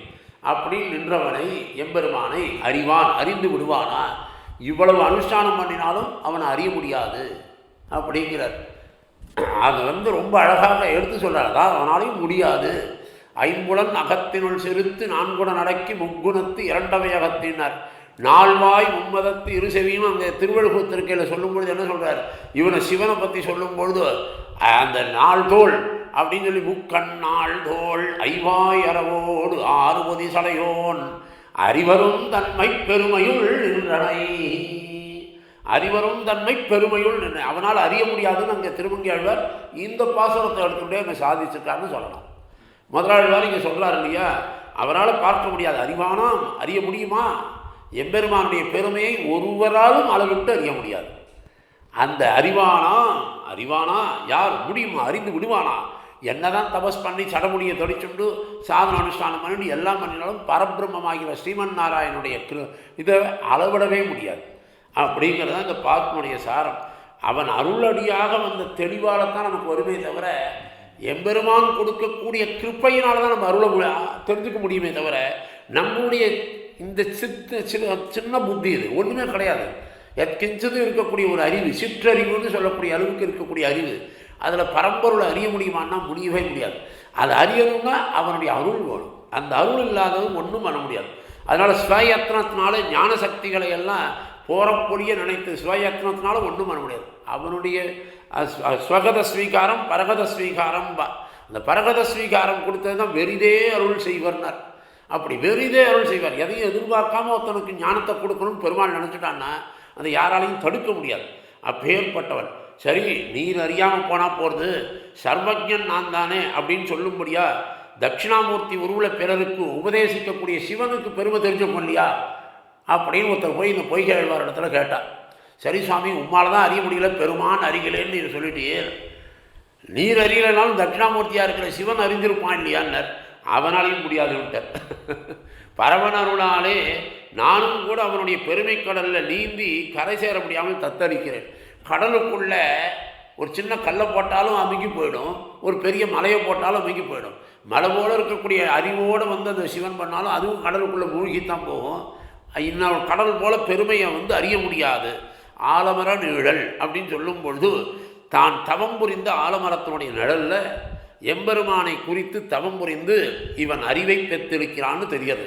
சிஷ்யர்களுக்கு உபதேசிக்கிறதுக்கு உடனே சில பேர் என்ன பண்ணுவான்னா, கொஞ்சம் ஞானம் வந்தாலே அடுத்த வாரம் உபதேசம் பண்ண ஆரம்பிச்சுவார். அது சுபாவமாக எடுத்து கலிகாலத்தில். அதனால் உபதேசத்துக்காக சிஷ்யர்கள் 4 பேரை கூப்பிட்டு பகவானை அடையும் வழியை அகஸ்தியருக்கும் புலஸ்தியருக்கும் தக்ஷருக்கும் மார்க்கண்டேயருக்கும் 4 மகரிஷிகளுக்கும் ஆலமர நிழல் இப்போவே தவம் புரிந்து அறிவு பெற்றதுனால மகரிஷிகளுக்கெல்லாம் உபதேச தொடங்கினான் அப்படின்னு பிருகதாரண்யத்தில் 4வது அத்தியாயத்தில், கௌஷதிகி 3வது அத்தியாயத்திலையும் அறிவில் சிறந்த அஜாத சத்ருவுக்கு பிரம்மஞானமத்த பாலாகி உபதேசித்தான் என்று சொன்ன கதையாக இருப்பது என்று பெரியவாச்சாமலை சாதிப்பார். அப்பேற்பட்ட பகவத் விஷயத்தில் அக்ஷராபியாசம் பண்ணின அன்னைக்கே ஆச்சாரிய பதவி அப்படிங்கிற அக்ஷராபியாசம் பண்ணின அன்னைக்கு ஆச்சாரிய பதவியில் உட்காந்துட்டார். அப்படி நிறைய பேருக்கு ஆச்சாரிய பதவின்றதில் எல்லாரும் உட்கார முடியாது. அது மயர்வரம் மதிநடம் அவனுடைய இது இருக்கணும். உரைத்த பகவத் விஷயத்தில் நடுநாள் இப்படி பரிசீலித்து கண்டவர்கள்லாம் கூட நம்ம என்ன செஞ்சோன்னு நினைக்கும்படியாக இருக்கக்கூடிய சர்வஜனாக இருக்கக்கூடியவன் சொல்லும்படியாக தன்னை வச்சுண்டு ஆலம் அமர் கண்டத்து அப்படின்னாக்கா அமுதம் கடைந்த பொழுது ஹாலாகலம் அப்படிங்கிற விஷம், அதுதான் ஆலம்னு தமிழில் பேர். அதனால் அகாலாகலம்ன்ற விஷத்தை எம்பெருமானுடைய ஆக்ஞையினால விஷஸ்ய பாத்திரேன ருத்ரேனா அப்படின்னு ருக்வேதம் சொல்கிறார் போல அந்த பாத்திரஸ்தானத்தில் இருந்து அதை கழுத்தில் அடக்கி வச்சுன்றதுனால காலகண்டன் நீலகண்டன்னு பேர் அவனுக்கு. அப்பேற்பட்ட தமோ குணத்துக்கு சேர்ந்தவங்க தான் விஷத்தை சாப்பிட முடியும். சாத்விக குணத்திற்குவா விஷம் சாப்பிட மாட்டான். அதனால் அப்பேற்பட்ட சத்வகுணத்தால் அறிவு உண்டாகுமே தவிர, அப்போ இந்த அறிவினால் எப்படி வரும்? ஞானோபதேசத்தை இவனா அதிகாரின்னு ஒரு கருத்து. ஆலமர் கண்டத்துன்னு இருக்கும் பொழுது ஞானோபதேசத்திற்கு கண்ணனே பரம்பொருள் அவன்தானேன்றதை பகவான் அந்தர்யாமியாய் இருப்பதை உணர வேண்டும். தானே சம்ஹாரகன் நினச்சிடக்கூடாது, அபிமானித்து இருக்கக்கூடாதுன்னு இங்கே சொல்கிறேன். எந்த அபிமானமும் இல்லாமல் இருக்கணும்.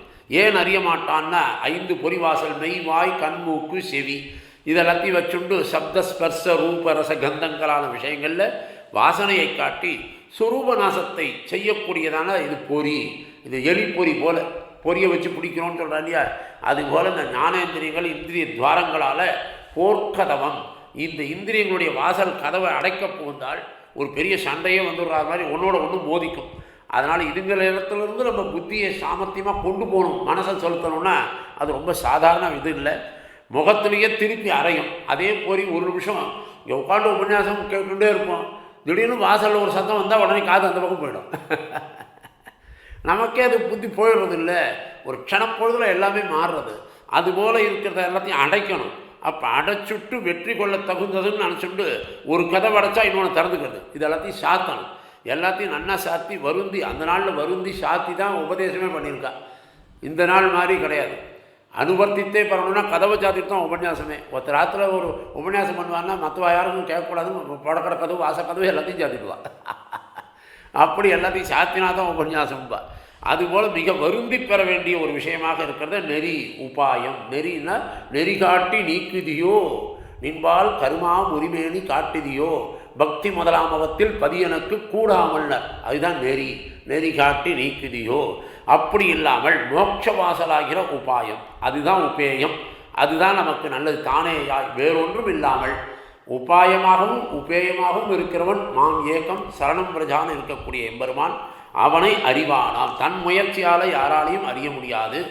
இப்படி இருந்தானாகில் எத்தனை அறிவற்றவனாய் இருக்க வேண்டும்னு நிந்திக்கிறார்னு சொல்லிடுவார் பெரியவாச்சான் பிள்ளை. இப்படி என்னவோ தனக்கு பெரிய ஞான உபதேசம் பண்ணக்கூடிய அளவுக்கு வந்து கொடுத்துன்னு நினைக்கிறானே, இந்த பரம்பொருளை காண முடியாது.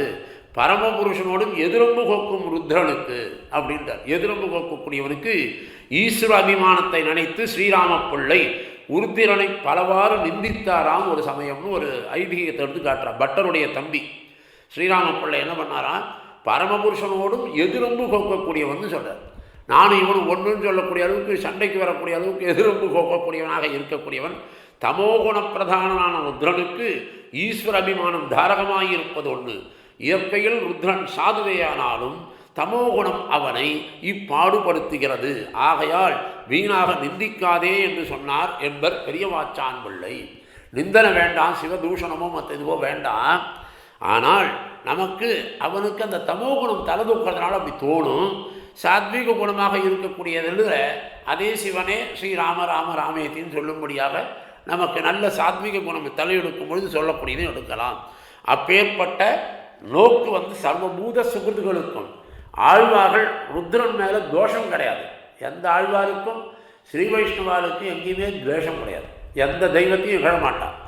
எந்த தெய்வத்திலையும் சில இடங்களில் ருத்ரனை நிந்திப்பது போல இருக்கிறது அவனுடைய தமோ குணத்தையும் அதன் காரணமாக வரக்கூடிய ஈஸ்வர அபிமானத்தையும்ன்றதை மனசில் வச்சுக்கணும். அதனால் ரெண்டு பேரையும் மட்டப்படுத்தினார்னு அர்த்தம் இல்லை. அந்த அபிமானத்தினால பகவான் இடத்துல வரும்பொழுது இருக்கக்கூடிய சில விசேஷ இதுவானது தன்னையும் ஈஸ்வரன்னு நினைக்கும்படியாக சொல்லுகிறது அப்படின்றத காட்டுறார். இப்போ ரெண்டு பேருக்குமே உண்டான ஒப்புமையை சொல்கிறார் அடுத்த பாசுரத்தில். எப்படி சொல்கிறாருன்னு பாருங்கள். இதிலேருந்து நீங்கள் தெரிஞ்சுக்கோங்கன்றார். அரண் நாரணன் நாமம் ஆண் விடை உள்ளூர்தி உரை நூல் மறை உரையும் கோயில் வரை நீர் கருமம் அழிப்பழிப்பு கையது வேல் நேமி உருவம் எரி கார்மேனி ஒன்று. ஒவ்வொருத்தரையும் அப்படியே கம்பேர் பண்ணுறார். ரெண்டுத்தையும் பக்கத்தில் கொண்டு வர்றார். நாமம் அப்படின்னா பெயர். ஒத்தனுக்கு அரண்னு பேர். ஹரன் அப்படின்னா சம்ஹாரம் பண்ணக்கூடியவன் அவனுக்கு. நாரணன் நாராயணன் என்பது இவனுக்கு. நாராயணன் நாரங்களுக்கு நித்திய வஸ்துக்களுடைய திரளாக இருக்கக்கூடியவன். அரண் நாரணன் நாமம், அது நாமத்தை பற்றி சொன்னார். இப்போ வாகனம் சொல்கிறார். ஆண் விடை புல் ஊர்தி அப்படிங்கிறார். ஆண் விடைனால் ஞானம் இல்லாததுக்கு எருதுன்னு பேர். காளைக்கு ஞானம் இல்லைன்னு அர்த்தம். அதனால தான் என்ன மாடு மாதிரி இருக்கீங்க, சொன்னால் புரிஞ்சிக்க மாட்டே நீ அப்படின்னு. ஏண்டா நீனா காளை மாடா அப்படின்னு கேட்குறாள்ல, அதுபோல் அந்த வாகனம் அது. இன்னொன்று வேதாத்மா விககேஸ்வரோ யவனிகான்னு சொல்கிறார் இல்லையா, அங்கே வேத சரீரனான கருடன் இவனுக்கு வாகனம்ன்றார். உரை அப்படின்னா பிரமாணம். இவாளுக்கு ரெண்டு பேருக்கும் பிரமாணம் எது அப்படின்னா நூல். ஒருத்தனிடத்தில் புருஷனால் செய்யப்பட்ட ஆகம சாஸ்திரங்கள், அவ சில புராணங்கள் அந்த ஆகமங்கள்லாம் வச்சுருக்கிறார். அதை வச்சுட்டு பண்ணுறான். இன்னொருத்தனுக்கு வேதமே இருக்குது. வேதத்தில் பிரதிபாதிக்கக்கூடியவன் எவனோ அவனே பரம்பொருள். அதனால் அதை சொல்கிறார். உறையும் கோயில் வசிக்கும் இடம். உறையும் அது இருக்கக்கூடிய இடம் எது?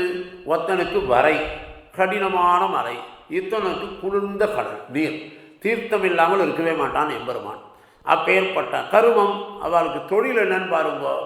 ஒருத்தனுக்கு அழிப்பு சம்ஹாரம், இன்னொருத்தனுக்கு அழிப்பு ரட்சணம். ரட்சணம் வேணுமா, நமக்கு அழிக்கிறது வேணுமா, அதையும் பாருங்கோ. கை, அது கையில் இருக்கக்கூடிய ஆயுதத்தையும் பாருங்கோ. ஒருத்தனுக்கு வேல் சூளம்னு வச்சுருக்கான், இன்னொருத்தனுக்கு நேமி திருச்சக்கரம் வச்சுருக்கான். சக்கரத்தான், சக்கரத்தானே தாழ் முதலே நமக்கென்றும் சார்புனர், சார்பு நமக்கென்றும் சக்கரத்தான். பேழ்வாரும் அதைத்தான் சொல்கிறார். அதனால் உருவம் எரி, உருவத்தை பார்த்தாலும் ஒருத்தனுக்கு நெருப்பு போல் இருக்குது. ஒருத்தனை பார்த்தா சுடலை சாம்பலை பூசிண்டு அவன் இருக்கக்கூடியது ஒரு ருத்ரஸ்வரூபமே ஒரு இது தானே. நெருப்புக்கு உண்டான இதுக்கு உண்டான குணங்கள் அத்தனையும் அங்கே இருக்கும். அது பஸ்பதாரியாக இருக்கிறான். இன்னொருத்தன் கார்மேகம் போல் இருக்கான். இப்போ எவ்வளோ அழகாக எதுக்கு நம்ம தாபத்தில் இருக்கிறவாளுக்கு, சம்சார தாபத்தில் இருக்கிறவாளுக்கு அந்த தாபத்தை போக்கக்கூடியவனாக வரக்கூடியவன் முகில்வண்ணன் தானே. அதனால் இதுதான் இது ஒன்று. அதனால் மேகம் போல இருக்கக்கூடிய திருமேனி இதுதான் ஞாபகத்தில் வச்சுக்கோங்கோ அப்படின்னு சொல்லி இந்த பாசுரத்தின் மூலமாக பெரும்பான்மையார் ருத்ரனே பரம்பொருள்னு எல்லாரும் சொல்கிறாளே, அப்படி இல்லை. அவன் காலின் கீழே தலைவணங்கி போத்துவதும் புகழ்வதுமாய் இருக்கிறதல்லோ, எம்பெருமானிடத்தில் தானே வந்து நிற்கிறான். ருத்ரன் பரம்பொருள் இல்லை அப்படிங்கிறத நிரூபணம் பண்ணுறதுக்காகவே இந்த அரண் நாரணன் நாமம். பிணம் சுடும் தடி போலே தன்னிடம் வந்ததையெல்லாம் அழிப்பதையே தொழிலாக உடையவன் ஹரன். ஹரன்னு சம்ஹாரம் பண்ணுறோம். ஹரதீதி ஹரஹா, சங்கரிக்கையினாலே சம்ஹாரம் பண்ணுறதுனால ஹரன்னு பேர் அவனுக்கு. எல்லா பொருளும் உள்ளும் பொருளும் ஒக்க வியாபித்து எல்லா இடத்துலையும் இருக்கக்கூடியவன் நாராயணன். இந்த நாராயண மந்திரம் மட்டும் அவனுடைய மந்திரம் பேரானது மற்ற தேவதைகளுக்கு வராது. சர்வ சிவஸ்தானகும், சிவம்னா மங்களம்னு ஒரு அர்த்தம் உண்டு. சிவகான்னு சொல்லும்பொழுது மங்களம்னு ஒரு அர்த்தம் உண்டு. ஆனாலும் யாருக்குமே இல்லாத ஒரு அர்த்தம் நாராயணனுக்கு தான் உண்டு. அதுவும் மேலாக இந்த பஞ்சாட்சரமோ ஷடாட்சரமோ அவள் சொல்லக்கூடிய மந்திரங்கள்லாம் பார்த்தேன்னா அதில் பிரணவமே இருக்காது. இந்த பிரணவத்தை உள்ளடக்கின அஷ்டாட்சரம்ன்றது பரம்பொருள் ஒன்றுக்கு தான், வேறு யாருக்கும் கிடையாது. அதனால் இதுலேயே நம்ம தெரிஞ்சுக்க முடியும். அதனால் நாராயணன் நார சமூகங்களுக்கெல்லாம் இருப்பிடம். அதுக்கு மேலாக ஜீவ சமூகங்கள்லாம் பிராபிய பிராபகங்களாக, நமக்கெல்லாம் பிராபிய பிராபகங்களாக இருக்கக்கூடியவன் அவனே. அப்பேற்பட்டவன் ஒருத்தன் அழிக்க பிறக்கிறான், ஒருத்தன் ரட்சிக்கிறதுக்கு இருக்கான். அப்படி இருக்கும் பொழுது அதை பார்க்கணும். ரெண்டு பேரும் ஒன்றும் கிடையாது. அதுக்கு மேலே சில பேருக்கு புத்தி கெட்டு போச்சுன்னா என்ன பண்ணுறான்ட, மாடை உட்கார்ற கழுதிய அப்படின்னு நம்ம எல்லோரும் மாடைன்னு திட்டுறோம். அதுபோல் இருக்கக்கூடியது ஏன் உலகத்தில் அப்படி சொல்கிறான்னா, மாடு போலலாம் கொஞ்சம் மந்த புத்தின்னு அர்த்தம். அதுபோல் அப்படிப்பட்ட மாடு ஒருத்தனுக்கு வாகனம். வேதஸ்வரூபனாக இருக்கக்கூடிய சுபர்ணோசி கருத்மான், அப்படி அவனுக்கு பக்ஷியாக சொல்லப்பட்டது வேதாத்மா. அப்படி சொல்லும்படியான வேதமயமாக இருக்கக்கூடியவன். அப்போ இதுலேயே பரம்பொருள் யாரும் நிர்ணயம் பண்ணிக்கோங்கோ. உரை நூல் மறை ஒருவனை சொல்லக்கூடிய பிரமாணம் அப்படிங்கும் பொழுது கல் குடத்தை ஸ்தாபித்து அதில் தேவதையை, ஒரு கல் குடம், ஒரு கல் குடத்தை வச்சு அதுக்குள்ளே ஒரு தேவதை அர்ச்சனை பண்ணி சுடுகாட்டு சாம்பல் அதில் குளிக்கிறது நிறைய பேர் நிறைய இடங்களில் பண்ணுறாது. இந்த அகோரா கம்யூனிட்டிஸ் எல்லாம் பார்த்தேன்னாக்கா காசியெல்லாம் போனால் அதெல்லாம் தெரியும். அந்த மாதிரி இருக்கக்கூடிய நிமித்தம் உபாதானங்கள் அவள் பண்ணுறதெல்லாம் ஒரு விசித்திரமாக இருக்கும். அந்த மாதிரி இருக்கக்கூடியதாக இருக்கிறவளுக்கு ஆகமங்கள்னு அவளுக்குன்னு ஒரு நூல் வச்சுட்டுருக்கா. அதை வச்சுட்டு இந்த மாதிரி பண்ணணும்னு அவள் வச்சுட்டுருக்கா. இது சில ஜீவர்களால் நூற்கப்பட்டது. அதனால் இதில் இருள், துயக்கு, மயக்கு, மறப்பு, இந்த மாதிரி மயக்கங்களை கொடுக்கக்கூடிய தோஷங்கள்லாம் இருக்கும். அப்படி தோஷமற்றதாக சொல்லப்பட்டது தான் வேதம். அப்பேற்பட்ட வேதமே பிரமாணமாக இருக்கக்கூடியது எம்பெருமான் நாராயணனுக்கே. அதனால் வேதத்தில் யார் ஆரம்பித்தாலும் அருகி ஓம் தான் ஆரம்பிக்கிறார். பூர்த்தி பண்ணும்பொழுதும் அருகி ஓம் தான் பண்ணுறார். இதெல்லாம் தெரிஞ்சுக்கணும்.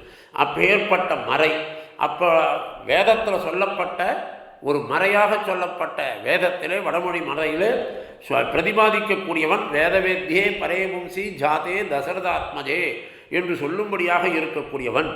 அப்பேற்பட்டவன் எம்பெருமான். இதைத்தான் முழுமுதற் கடவுள்னு எல்லாருமே சொல்கிறார்.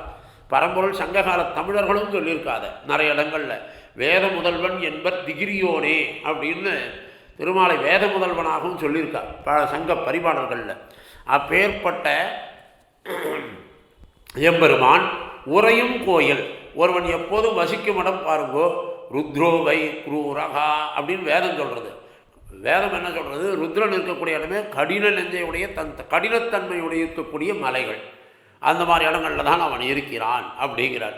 மற்றவன் உகந்து ரட்சிக்கக்கூடிய இடம் தன்னுடைய நீர்மைக்கு தகுந்தாற் போல திருப்பார்கடல் அப்படிங்கிறது இவனுக்கு ஏற்றமாக சொல்கிறார். அப்பேற்பட்டவன் கருணை இல்லாமல் அழிக்கக்கூடிய தொழிலில் இருப்பார். அழிக்கிறவாளுக்கு கருணையே வராது. எப்பவும் ரட்சிக்கக்கூடியவாளுக்கு தான் அந்த கருணை இருக்கும், காருண்யம் இருக்கும். அதனால தான் காருணியரான சர்வேஸ்வரன்றார். அரண் நாரணன்ற இடத்துலையும் இதுதான் அர்த்தம். அப்பேற்பட்டவன் எம்பெருமான். அவனுடைய கையில் இருக்கக்கூடிய ஆயுதங்களை பார்த்தால் வேல் நேமி. ஒருவன் கையில் ஏந்தும் ஆயுதம் பிள்ளை என்றும் மகரிஷி என்றும் பாராதே கொலை செய்ய முற்படும் சூலம், மூவிலை வேல்னு சொல்கிறார். பிள்ளை என்றும் பாராதே, மகரிஷின்னு பார்க்காம யாரையா இருந்தாலும் சரி, மற்றவன் கையில் ஏந்தும் ஆயுதம் துஷ்டர்களை அழித்து நல்லவர்களை ரட்சிக்கக்கூடிய அறமுயல் ஆழி படையவன். அறமுயல் ஆழி படையவன் கோயில்னு திருமாலிருஞ்சோலை.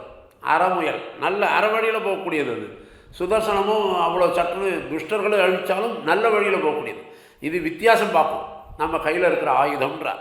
அப்பேற்பட்ட உருவம் எரி, ஒருவனுடைய உருவமானது நெருப்ப கேட்கக்கூடியதாக, ஓருருவம் புன்னுருவம் ஒன்று செந்தி ஒன்று மாகடல் உருவம் ஒத்து நின்னா அப்படின்னு சொல்லும்படியாக நெருப்பை கக்கக்கூடியதாக இருக்கக்கூடிய உருவத்தை காட்டிலும் இன்னொன்று ஊழிகால நெருப்பு போலே இருக்கக்கூடியவன், மற்றவன் வடிவு காணும் பொழுது கண்குளிரும்படியாக இருக்கக்கூடியவன். உருவம் எரி கார் அப்படிங்கும் பொழுதும் ஊழிகால நெருப்பை போல உருவை உடையவன் ருத்திரன். இன்னொருத்தனுக்கு கார்வானம், அப்படி கால மேகம் போல இருக்கக்கூடிய குளிர்ச்சியை கொடுக்கக்கூடியவன். அப்போ மலைக்கும் மடுவுக்கும் உள்ள வித்தியாசம்னு சொல்கிறார். அப்பேற்பட்டவன் சர்வபூத அந்தராத்மா நாராயணகா என்று சொல்லும்படியாக இருக்கக்கூடியவன். அந்தர்பகிஷ்ட தத்சர்வம் வியாபிய நாராயணஸ்திதகா என்று சொல்லும்படியாக இருக்கக்கூடியவன். அப்பேற்பட்ட நாராயணன் உருவம் எரி, மேனி ஒன்று, கார்மேனி ஒன்று, அப்படி பிரித்து எடுக்கணும்.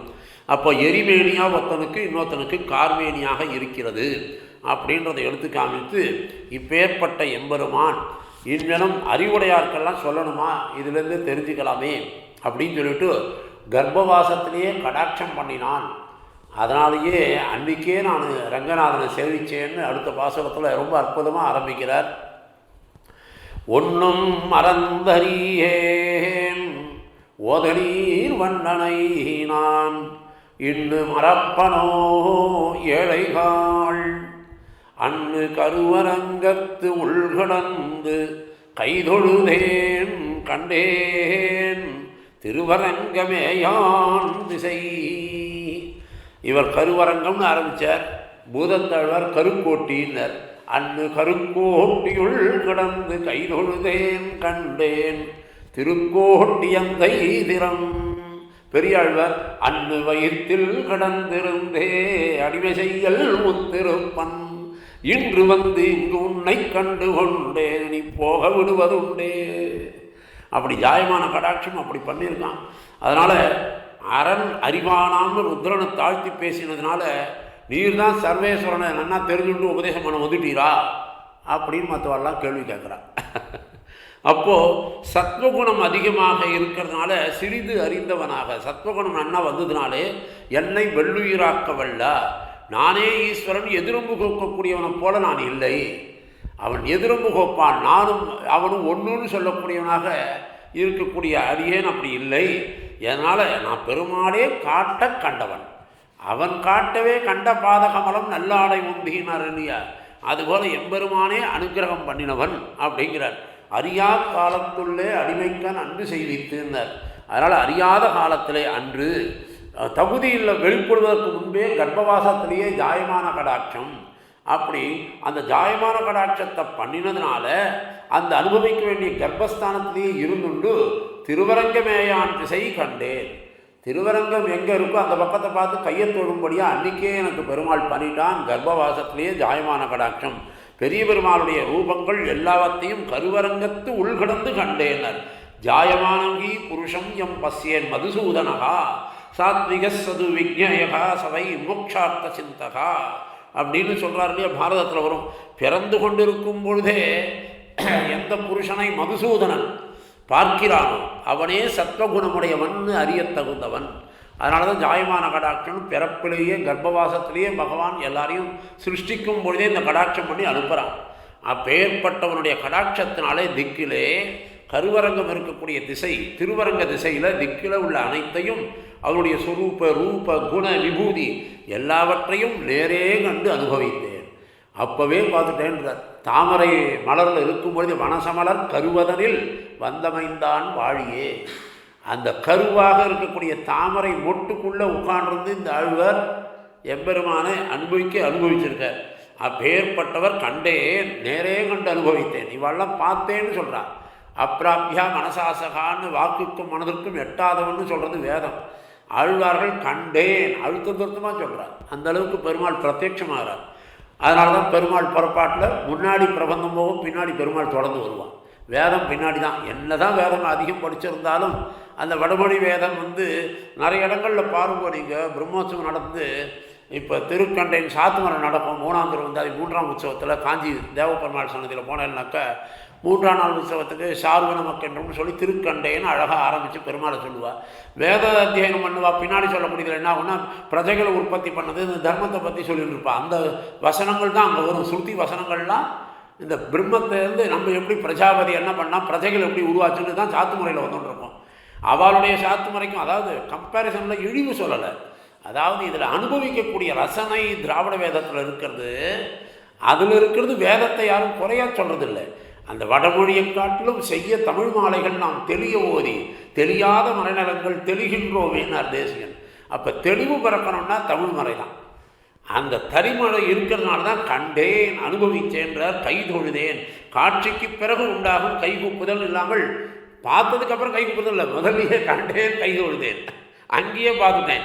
அந்த ரெண்டும் சேர்ந்து கர்ப்பத்திலேருந்து வெளிவந்த உடனே மறந்துட்டீரோ அப்படின்னா ஒன்றும் மறந்தறியேன். கர்ப்பத்துக்குள்ளே இருக்கும்பொழுது கை தொழுதேன் கண்டேன், வெளில வந்தால் மறந்துட்டீரானார். இல்லை, ஒன்றும் மறந்தறியேன். இப்படி மறக்க முடியாத வழிக்கு ஓதனையும் வண்ணனை என் பெருமை இல்லை. ஓதம்னாலே கடல் அர்த்தம். அவனுடைய வடிவழகு என்னை மறக்க முடியுமா? மாலே மணிவண்ணான்னு சொல்லும்படியான ஒரு வடிவழகு. பீஷ்மாச்சாரி என்ன சொல்கிறார்? லே, உன்னுடைய வீரத்துக்கு நான் தோக்கலடா, உன்னுடைய வடிவழகுக்கு தோத்துட்டேன் கண்ணனை பார்த்து. அந்த வடிவழகு ஈர்க்கிறது. அப்பேற்பட்ட ஒரு வடிவழகில் ஓதனீர் வண்ணனாக இருக்கக்கூடிய அவனை அகல பண்ணாதபடிக்கு இழுத்து சொல்லக்கூடிய தன்மை வல்வினையேனை ஈர்க்கின்ற குணங்களை உடையாயினார் இல்லையா? அப்பேற்பட்ட நான் மறக்கைக்கு காரணமாக இல்லை. கர்ப்பத்தில் இருக்கும் பொழுதே நான் மறக்கலை, இப்போ நான் மறப்பேனா?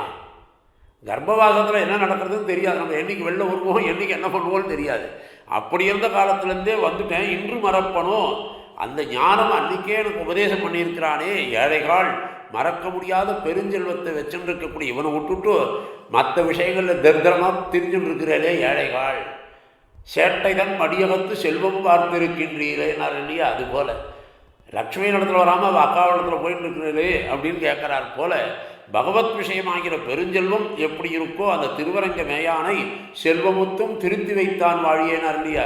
அப்பேற்பட்ட செல்வமாக நமக்கு இருக்கக்கூடிய பெரிய பெருமாளிடம் அன்றோ அச்சுவை பெரினும் வேண்டேன்னு இந்த சுவையோடைய இருக்கேன்னு சொன்னார்.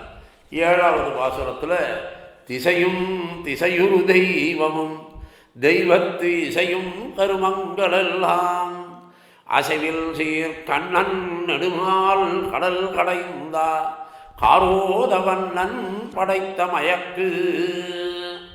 அதாவது இப்படி நாடடங்க எம்பெருமானை, இப்படி உலகமெல்லாம் எம்பெருமானை விட்டு கண்ட தெய்வங்கள் காலில் விழுறத, தலை சாய்ந்து திரிகிறத, அப்போ தன்னிடம் அன்பத்தவர்கள் தன்னை அடையாமல் இருக்க அவன் பண்ணி வைத்த மயக்குகள்ன்றார். எல்லாருக்கும் இந்த உலகத்தை கொடுத்துள்ள எல்லீரும் வீடு வைத்தால் உலகில்லை என்னேன்னர் நம்மாழ்வார். அதாவது பகவான் எல்லாருக்கும் பொது தான், எல்லாருக்கும் பொது. இப்போ சூரியன் உதிக்கிறான். சூரியன் உதிக்கும் பொழுது எல்லாருக்காகவும் தான் பகல் பொழுது இருக்குது. அதை கொண்டு உஜ்ஜீவனம் பண்ணணும்னு நினைக்கிற விவசாயிகள் நிலத்தை உழறா. அதை கொண்டு யார் யாரெல்லாம் சரீரங்களில் தங்களுக்கு வேணுங்கிற இதை சுகத்தை அனுபவிக்கிறதோ, உழைப்பு அனுபவிக்கிறதோ, எல்லாத்துக்கும் பயிர்கள் எல்லாத்துக்கும் செழிப்பு அதுதான் கொடுக்கறது. அது வேண்டான்னு இருந்துட்டு சில பேர் வெயிலை கண்டாலே ஆகாதுன்னு உள்ளுக்குள்ளே போய் 4 ரூமையும் கதவெல்லாம் சாத்திட்டு ஒரு ஏசியை போட்டுட்டு உட்காந்துக்கிறார். அப்படி ஏசியை போட்டுவிட்டு நமக்கு வெயிலே ஆகாதுன்னு உட்காரணும். உடம்பு முடியல, எங்களால் இந்த வெயிலில் வர முடியாதுன்னு. அப்பவும் நம்மாழ்வார் சொல்கிறார், ஏசியே ஆயினும் ஈழ்ந்துழாய் மாயனையே பேசியே போக்காய் புழையினர். அப்படி ஏசியில் உட்கார்ந்தாலும் பெருமாளையே பேசுகிறார், அதையும் கேட்க மாட்டேங்கிறோம். அந்த வெயில் பொதுவாக தான் வருது, வேணுங்கிறவா அதில் பிரயோஜனம் கற்றுக்கிறார், வேண்டாதவா ஒதுக்கி போகிறார். அதுபோல் எம்பெருமான் எல்லாருக்கும் கருணாகடாட்சம் பண்ணக்கூடிய கார்மிகனான சர்வேஸ்வரன். அவனை இசைவித்து நம்ம வரவேற்கிறதுக்கு அந்த சங்கல்பம் நம்ம பண்ணிட்டோமானால் அவன் தானாக அதை கொடுக்க போகிறான். அதனால் உகவாதவர்கள்லாம் இப்படி இருக்கும் பொழுது எல்லாருக்கும் அந்த மயக்கத்தை பண்ணி வைக்கிறான். இதே எவ்வளவத்து உலாயுமாயிருந்து கைதவங்கள் செய்யும் கருவேணி அம்மானேன்னார் வானமாமலையில். அதாவது மற்ற தேவதைகளையும் படைத்து வைக்கிறது எல்லாருக்கும் ஒரே மாதிரி காட்டுறதில்லை. இப்போது ஒரு குழந்தை இருக்குது, லாங்குவேஜ் கற்றுக்கணும், ஒரு மொழி கற்றுக்கணும்னாக்கா முதல்ல அதுக்கு சாதாரண அல்பாபெட்ஸ் தான் சொல்லித்தரார். அதுக்கு தகுந்த மாதிரி எல்கேஜியில் இன்னு எழுதி கொடுக்குறதுக்கு சொல்கிறார். அவளும் அந்த குழந்தைய கொண்டு போயிட்டு பிஹெச்டி பண்ணுறவனோட சேர்த்து சமமாக உட்காந்து கற்றுக்கோன்னா முடியுமோ? அது படிப்படியாக தான் வரணும். அந்த லெவலில் கடந்தால் தான் இதுக்கு வர முடியும். அந்த மாதிரி இந்த ஸ்ரீ வைஷ்ணவ சித்தாந்தத்துக்கு அந்த லெவலுக்கு வந்தவாளுக்கு தான் அது புரியும். அந்த லெவல் வராத எல்கேஜி யூகேஜி எல்லாம் ஒன்றுன்னு நம்ம சொல்ல முடியாது.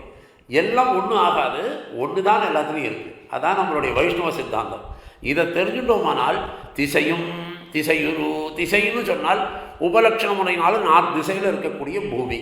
திசைன்றது பூமியை வச்சு தான் நம்ம எந்த இடத்துல நிற்கிறோமோ அதை வச்சுட்டு நம்ம பண்ணுறோம். திசையுரு தெய்வம், அந்தந்த திக்கில் திக்தேவதைகள்லாம் நிறைய வச்சுருப்பார்.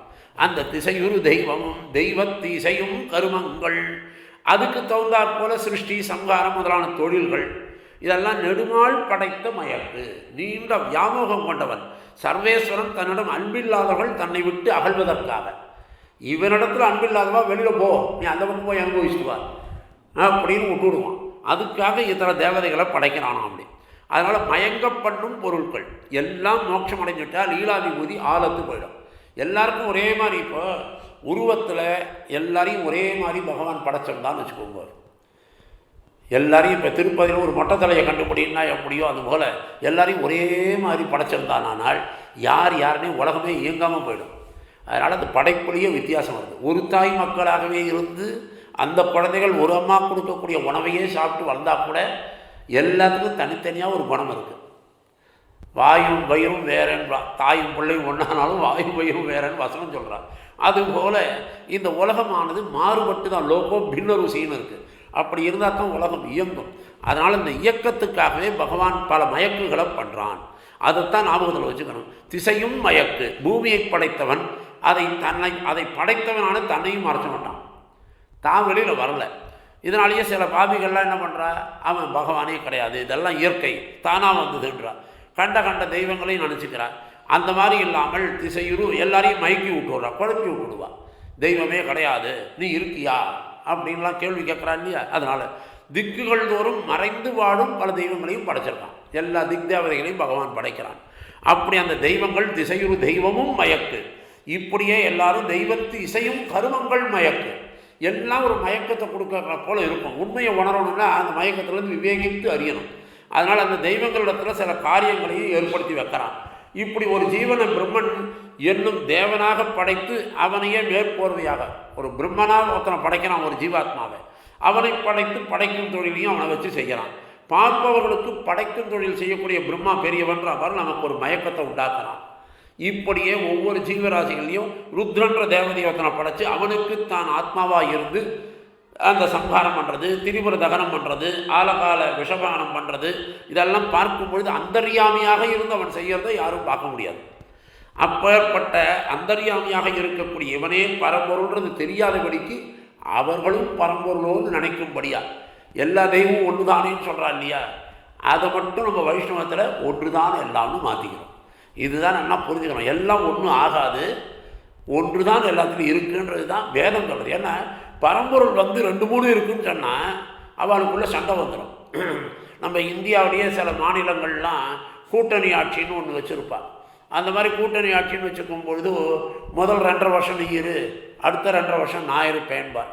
ஒரே கட்சியாக இருந்தால் கூட அதுலேயும் 2.5 வருஷம் நான் இருக்கிறேன், அடுத்த 2.5 வருஷம் எனக்கு தான் கொடுக்கணும்னு அவளுக்குள்ளே ஒரு அக்ரிமெண்ட் போட்டுண்டு வரலைன்னா என்ன அர்த்தங்க, ஒரு பெரிய சண்டையே அந்த பதவிகளையே இழக்கும்படியாக ஆகிடுறது. அப்போ பரம்பொருள் 2 இருக்கிறதுக்கு வாய்ப்பு இல்லை. வேதம் அப்படி 2 இருக்குன்னு சொல்லலை. ஏகோ கவை நாராயணம் ஆசீத் ந பிரம்மா ந ஈசானகா. அப்போ ஒன்று தான் இருக்குன்னு நல்லா தெரியுது. அந்த ஒன்று எது அப்படிங்கிறதுல தான் விசாரம் வருது. மற்றவா எதையோ நினச்சிட்டு மயக்குகளால் அதை நினச்சிக்கிறா. இந்த தெளிவு பிறந்து அந்த மயக்கம் இல்லாமல் துயக்கற மயக்கற இப்படி வரக்கூடிய வியக்கும்படியாக இருக்கக்கூடியவன் எம்பெருமான் அப்படிங்கிறது உணர்ந்தது தான் இந்த விசிஷ்டாத்வைத சித்தாந்தம். இது ஆழ்வார்கள் காட்டின மார்க்கம். இது கண்ணனல்லால் இல்லை கண்டீர் சரண்னு காட்டக்கூடிய ஒரு மார்க்கம். அதனால் இதை முதல்ல நம்ம புரிஞ்சுட்டோம்னால் எல்லாம் மயக்கு. இப்படி எத்தனையோ மயக்குகளை மாயமாயம் ஆக்கினாய் உன் மாயமுத்தும் மாயமேனர். அப்படி மாயங்களாக பண்ணக்கூடிய மாயப்பிரான் ஆகமங்களையும் புராணங்களையும் அதுக்காகவே சிலது ஏற்படுத்தி வச்சு அதை வச்சுட்டே நீங்கள் வாங்குவோன்னு அப்படி மாடைக்கலாம். நீ எங்கே போனாலும் தொக்கிழந்து ஆரெல்லாம் பறந்தோடி தொடுகடலே முக்கன்றி புறம் நிற்க மாட்டாத மற்றவை போல்னர். அப்படி எங்கே போனாலும் கடைசியில் சமுத்திரத்துக்கு தான் வரணுன்றார் போல எங்கே போனாலும் நீ கடைசியில் எங்கிட்ட தானே வரணும் மாம் ஏக்கம்னு அப்புறம் சொல்கிறான். அது என்னிடத்துல அட்வான்ஸ் லெவலில் வரும்பொழுது வா மற்ற லெவலுக்கு நீ அங்கே போன்றான்.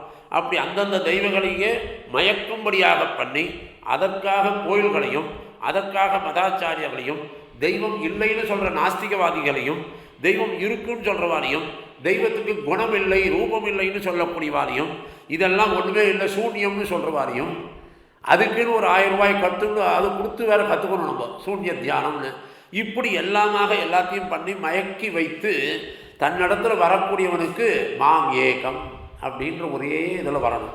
அவனை தவிர வேறு யாரும் கதி இல்லை கதியேல் இல்லை நின் அருளல்லது எனக்குன்னு வரும்படியாக பாக்யவான்களுக்கு மட்டுமே தன்னை காட்டி கொடுக்கக்கூடியவன் நாராயணன். அதனால் அபக்ஷய விநாசாபியாம் பரிணாம் அத்தி ஜென்மபிகி வர்ஜிதகா அப்படின்னு சொல்லும்படியாக குறைவு கிடையாது, அழிதல் கிடையாது, மாறுதல் கிடையாது, வளர்தல் கிடையாது, பிறத்தல் கிடையாதுன்னு இருக்கக்கூடிய தன்மைகளை உடைய பரம்புருஷன். அப்பேற்பட்டவன் மற்ற தெய்வங்களைப் போலே பிறப்பு இறப்பு முதலான மாறுபாடுகள் இல்லாமல் இருக்கக்கூடியவன். அப்பேற்பட்ட கண்ணன் இப்படிப்பட்டவனாய் இருந்து இடைச்சிக்கும் ஆட்சிக்கும் கட்டுண்டும் ஒத்துண்டும் இருக்கும்படியாக இருக்கக்கூடிய கண்ணனாய் அவதரித்து அப்பேற்பட்ட நெடுமாள் திருவிக்கிரம் அவதாரத்தில் நெடிய மாலாக வளர்ந்து நீண்ட மாலாக வளர்ந்தவன். ஒருவன் திருவடியை கழுவ ஒருவன் ஸ்ரீபாத தீர்த்தத்தை தலையிலே தாங்க அப்பேற்பட்டவனாக வளர்ந்தவன் நாராயணம் பரபிரம்மா என்று அதற்கு மேலாக கடல் கடைந்த இப்படி மிகப்பெரியவனாய் இருந்தும் தம் அபிமானம் அகற்றி சரணமடைந்த தேவர்களுக்காக இவ்வளவு பெரிய பரம்பொருள் கீழே இறங்க வேண்டிய அவசியம் கிடையாது. பார்க்கடல் கடையிறன்னு கீழே வந்து உட்காந்துக்கிறான். அபிமானத்தை விட்டுட்டு வந்து மற்றும் அரிய பல காரியங்களை செய்து அவர்களுடைய விருப்பத்தையும் நிறைவேற்றுகிறான். அப்போ மனிதர்க்கு தேவர் போல தேவர்க்கும் தேவாவோ அப்படி சொல்லும்படியாக மனிதர்களுக்கும் தேவனை வந்தான் தேவர்களுக்கும் தேவனை வந்தான் தேவாதிராஜன் இவனே ஆவான் என்பதனால காரோத வண்ணன் இப்படி அருஞ்செயல்களை செய்து அதனால் விடவண்ணாத ஒரு வடிவழகை கொண்ட நீலக்கடல் போன்று இருக்கக்கூடியவன். அதனால தான் காரோத வண்ணன். காரே கருணை ராமானுஜான் எப்படி சொல்கிறோமோ அதுபோல் காலமேக திருவுருவன் அந்த கருத்த உருவே நம்ம வடிவழகையை ஈர்க்கும்படியாக பண்ணக்கூடியவன் இவனே பரம்பொருள் படைத்த மயக்கு. இவ்வளவு செஞ்சும் அறிவை கொடுத்தும் தன்னிடம் ஈடுபடாமல் துவேஷத்தை காட்டுவானையும் அவன் தான் படைக்கிறான். அதனால் அவளெல்லாம் விரோதின்னு நம்ம சொல்லலை. எப்படின்னாக்கா இப்போ நம்மளே இருக்கோம், நம்ம உடம்புக்குள்ளேயே பல தோஷங்கள் இருக்கும். ஜலதோஷம் மட்டும் இல்லை, எல்லா தோஷமும் இருக்கும் உள்ளுக்குள்ளே. ஆனால் அந்த சரீரத்துக்கு உள்ளே இருக்கிறதுனால நமக்கு வெளில தெரியாது, மூடி மறைச்சிட்டு உட்காந்துருப்போம். நம்ம உடம்புக்குள்ளேயே சகல தோஷங்கள் இருக்குது, அந்த தோஷங்களுக்குள்ளேயும் நம்ம வாழணும். அதுபோல எம்பெருமான் நல்குறவும் செல்வம் நரகும் சப்தமுமாய் வெல்வகையும் நட்பும் விடமும் அமுதமுமாய் எல்லாமாக இருக்கக்கூடியவன். புண்ணியம் பாவம் புணர்ச்சி பிரிவு எண்ணிவையாய் எண்ணமாய் மரப்பாய் உண்மையாய் இன்மையாய் அல்லனாய் உளனனில் உளன் அவன் உருவம் உளன் அளவில் அவன் அருவம் அப்படி சொல்லும்படியாக எல்லாமாக ஒரு மயக்கை கொடுத்து மற்றவர்களுக்கும் பூமிகளுக்கும் தேவர்களுக்கும் எல்லாருக்குமாக இருக்கக்கூடிய இந்த மாயையில் மாயாமே தாம் தரந்திதே என்னை அடைந்தால்தான் இந்த மாயையிலிருந்து கடக்க முடிய விட்டான். இப்படி சகல விதத்தையும் பண்ணி என்னையே அவர்கள் சரணடைகிறார்களோ அவர்கள்தான் மாயையை தாண்ட முடியும் என்று சொல்லும்படியாக சில மகான்கள் மயக்குகளின் பலத்தால் எப்படி போயிருந்தாலும் ஆள வந்தாலும் இந்த பாசுரத்தை அடிவத்தியே ஒரு பாசுரமும் சாதிச்சிருக்கார். தவ பரிப்ரடிம ஸ்வபாவம் அப்படின்ற ஸ்லோகம் அவர் சாதித்தது தான். ஆக இப்பேற்பட்ட எம்பெருமான் இவன் எல்லாரையும் மயங்கும்படியாக பண்ணினவன் அடுத்த பாசுரத்தில் என்ன பண்ணியிருக்காருன்னு பாருங்க. மயங்க வலம்புரி வாய் வைத்து வானத்தியங்கும் எரிகதிரோன் தன்னை முயங்கமருள் தேராழியாள் மறைத்தது எண்ணி திருமாலே போராழி கையால் ஒருது. திருமாலே, ஸ்ரீனிவாசனே, நீ சத்தியசங்கல்பனான நீ முயங்கு அமருள் நிறைந்த பாரத யுத்த காலத்தில் போராழி கையால், யுத்தம் செய்ய சாதனமான சக்கரத்தை உடைய கையால் பொருது பீஷ்மரோட யுத்தம் பண்ணுற. மயங்க, அனுகூலரும் பிரதிகூலரும் எல்லாம் மயங்கி போகிறான். ரெண்டு பக்கமும் மயங்கி போகும்படியாக வலம்புரிய வாயில் வைக்கிறான். அப்படி அந்த சகோஷோ திருதராஷ்டிரானாம்னு அவருடைய ஹிருதயெல்லாம் பொழந்து போகும்படியாக பாஞ்சசன்யம் ஊதுறான். வாய் வைத்து வானத்து எங்கும் ஆகாயத்தில் சஞ்சரிக்கக்கூடிய எரிகதிரோன் சூரியன், அவனையும் தேராடியால் சக்கரத்தால் மறைச்சு விடுறேன். இப்படியெல்லாம் எதுக்காக செஞ்ச? இது அத்தனையும் ஒரு அடியவர்களை ரட்சிப்பதுக்கு ஆசிரித பட்சபாதம்னு பேருது. அப்பேற்பட்ட எம்பெருமான் இப்படி ஒரு தன் அடியார்களுக்காக இவ்வளவு பண்ண, தன்னை அடையாதவர்களுக்கு மயங்க பண்ணுகிறான். தன்னை அடைந்தவர்கள் விஷயத்திலேயோ சத்திய சங்கல்பன்னு சொல்லக்கூடியவன் தன்னுடைய நிலையை குறைச்சிக்கிறான். தன்னை தன்னை வேண்டான்னு சொல்கிறவாளுக்கு மயக்கத்தை கொடுத்துட்றான், மற்ற இடங்களை போகடான்றான். அது மாதிரி மெட்டீரியலிஸ்டிக் லைஃப்பில் நம்மளை கொண்டு போய் அங்கே ஆழங்கால் படுத்தி சீரியலை பாரு, அதை பாரு, இதில் பாருன்றான். பகவத் விஷயம் அனுபவிக்கிறதுக்கு வரவாளுக்கு மட்டும் இதில் வந்து நில்லுங்கோ, பாகவத சத்சங்கத்துக்கு வாங்கோன்றான். மற்றவாளெல்லாம் அப்படி தள்ளி விட்டு வர்றான். நீ அதுலேயே மூழ்கின்று, உனக்கு அதுவே சுகமாக இருக்கட்டும்ன்றான். ஏன்னா அப்போ தானே புனரபி ஜனனம் புனரபி மரணம் போயிட்டு இருக்க முடியும், அதில் போகலான்னு. இதில் வரக்கூடியவர்கள் விஷயத்தில் தன்னை தாழ விட்டுக்கிறான். இவன் அவள் கர்மாவுக்கு பாரதந்திரியமாக பிறக்கிறா, இவன் அடியவர்களுக்கு பாரதந்திரியமாக அவதரிக்கிறான். அதான் பகவானுடைய லீலை. அதை மயங்கவலம் புரி வாய் வைத்து போரில் என்ன பண்ணினான்? வியாச மாத்திரமாக அர்ஜுனனுக்கு கொடுத்த அம்புக்கு எதிரிகள் அசையாவர்கள் தன் திருவாக்காலேயே பாஞ்சசன்யத்தை எடுத்து ஊதனான். அந்த பீஷ்மர் முதலானவர்கள்லாம் என்ன பண்ணுறா? அறிவழிந்து மயங்கி போயிடுறான். அறிவிழந்து எனநாளையம்னார் நம்மாழ்வார். எனக்கு அறிவு எண்ணிக்க போய் விட்டேன், கண்ணனை சேவிச்சு அறிவு போயிடுத்து. அறிவிழந்து எனநாளையம். அதுபோல் பயத்தால் சில பேருக்கு அந்த அறிவு மயங்கி போயிடும். இவளுக்கு பக்தியினால் மயங்கும், அவனுக்கு பயத்தால் மயங்கும். எஸ்ய நாதேன தைக்யானாம் பலகார நிர்தாயகா தேவானாம் பௌர்தே தேஜகா பிரசாதச்சைவ யோகினாம். எந்த பாஞ்சசன்யத்தினுடைய ஒளியினால் அசுரர்களுக்கெல்லாம் பலம் குறைவு. இந்த பாஞ்சசன்யம் ஊதும் பொழுது அசுராளுக்கெல்லாம் பலம் குறைஞ்சு போயிடும் தானா. அதே நேரத்தில் தேவர்களுடைய தேஜஸ் விருத்தி அடைகிறதுன்றார். அதுபோல் பக்திகள், யோகிகள் பக்தியாக இருக்கிறவர்களுக்கு எம்பெருமானுடைய சங்கநாதம் கேட்கும் பொழுது சந்தோஷமும் ஆனந்தமும் அதிகமாகும். அப்பேற்பட்டதாக இருக்கக்கூடியது மயங்க வலம்புரி வாய் வைத்து. அப்படி வாயை வைத்து ஊதினவன் ஆயுதம் எடுக்க மாட்டேன்னு துரியோதனத்தில் சொல்லிவிட்டு கடைசியில் என்னவன், நான் பாஞ்சசன்யம்ன்றது பஞ்சாயுதங்களில் ஒன்று, அதை எடுத்து ஊதிவிட்டான் முதல்லையே. அதுக்கு மேலாக வானத்து இயங்கும் சூரியன் மேலே பூமியில் வந்துட்டு இருக்குது. அதை உடனே என்ன பண்ணா, வெகு தூரத்தில் இருக்கக்கூடியவனை, ஆகாயத்தில் நிலையாக இருக்கக்கூடியவன், கிழக்கிருந்து மேற்க போகிறா போல் இருக்கக்கூடியவனை, குளிர்ந்த கணங்களுடைய சந்திரனையோ இப்படி மறைச்சது இல்லை. சந்திரனை மறைக்கலை, எரிகதிரோன், எரியக்கூடிய தன்மையுடையது. அவனை எவ்வளவு மறைச்சாலும் வெளியில் தெரியுமா? அவன் சூரியனை மேகங்கள் எவ்வளவு மறைச்சாலும் வெளியில் தெரியும். அதை மறைத்து அந்த யுத்த காலத்தில் வந்து நிற்கிறான் இல்லையா, மயங்கமருள். அப்படி சூரிய கிரகணத்தின் கிரகணங்களை கூட மறைச்சு எல்லாமே மறைஞ்சு கொடுத்து இவன் கையில் இருக்கிற சக்கரத்தில் அந்த சூரியனுடைய கிரணங்கள்லேருந்து அத்தனையும் இருட்டே உருவாக்கும்படியாக பண்ணினது. தேர் ஆழியால் மறைத்தது நீ. சங்கம் போல பெரும்பாலும் ஆவரணமாக இருக்கிறது, யுத்தம் செய்வதற்காகவே இருக்கிறது சக்கரத்தோடு. அந்த சக்கரத்தை நீ எப்படி எடுத்த? சத்தியசங்கல்பன்னு பேர். ஆனால் நீ வேதத்துக்கு சொன்னதுக்கு இது பொருந்துமா, இது பொருந்துமா அப்படின்னு கேட்குறார்.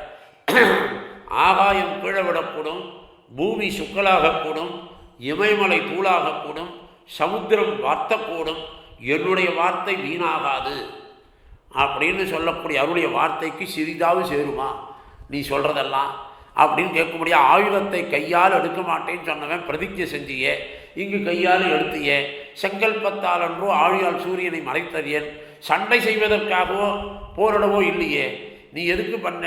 போராடி கையால் பொருது. போர் புரிவதற்கென்றே ஏற்பட்ட சுதர்சனத்தை கையில் ஏந்தி பீஷ்மரையும் அவரோடு கூட நிற்பாரையும் துரத்தி சண்டை செய்யலையே. சக்கரத்தை எடுத்துட்டு அடிக்கிறதுக்கு போனால் பரவாயில்ல, போராடி கையால். இதை செய்யாமல் என்ன பண்ண? பாண்டவரோடு வாசி இல்லாமல் சுவாமியாக இருக்கும் உறவுக்கு பொருந்துமா? சத்திய சங்கல்பனாக இருக்கக்கூடிய உனக்கும் உன்னுடைய பெருமைக்கு தான் இது கரெக்டா? எல்லாத்தையும் காலுங்கள் மிதித்து கொண்டு இப்படி அலட்சியம் செஞ்சியே, இது எதுக்காக? இப்படி ஆயுதம் எடுக்க மாட்டேன்னு சொல்லிட்டு இப்படி பண்ணினியே. திருமாலே, திருமாலாகிய செய்தாய், திருமால் ஆகையாலே செய்தாய். திருமாலே, திருமால் மயங்கினவன், திருவினிடத்தில் மட்டும் மயங்கல, அடியாரிடத்துலையும் மயங்கிறவன். அதனால் அருமை பெருமை கருமைன்னு 4க்கு பேர். அப்பேற்பட்டவன் அருமையாக இருக்கக்கூடியவன், பெருமையாக இருக்கக்கூடியவன், கருமையாக இருக்கக்கூடியவன் மயங்கி போனான் அடியவர்களிடத்தில். அதனால் பெரிய பிராட்டியாரிடத்தில் பித்து பிடித்தவனாக இருக்கக்கூடிய திருமால் அடியவர்களுக்கும் பித்து பிடித்தவனாக இருக்கக்கூடியவன்.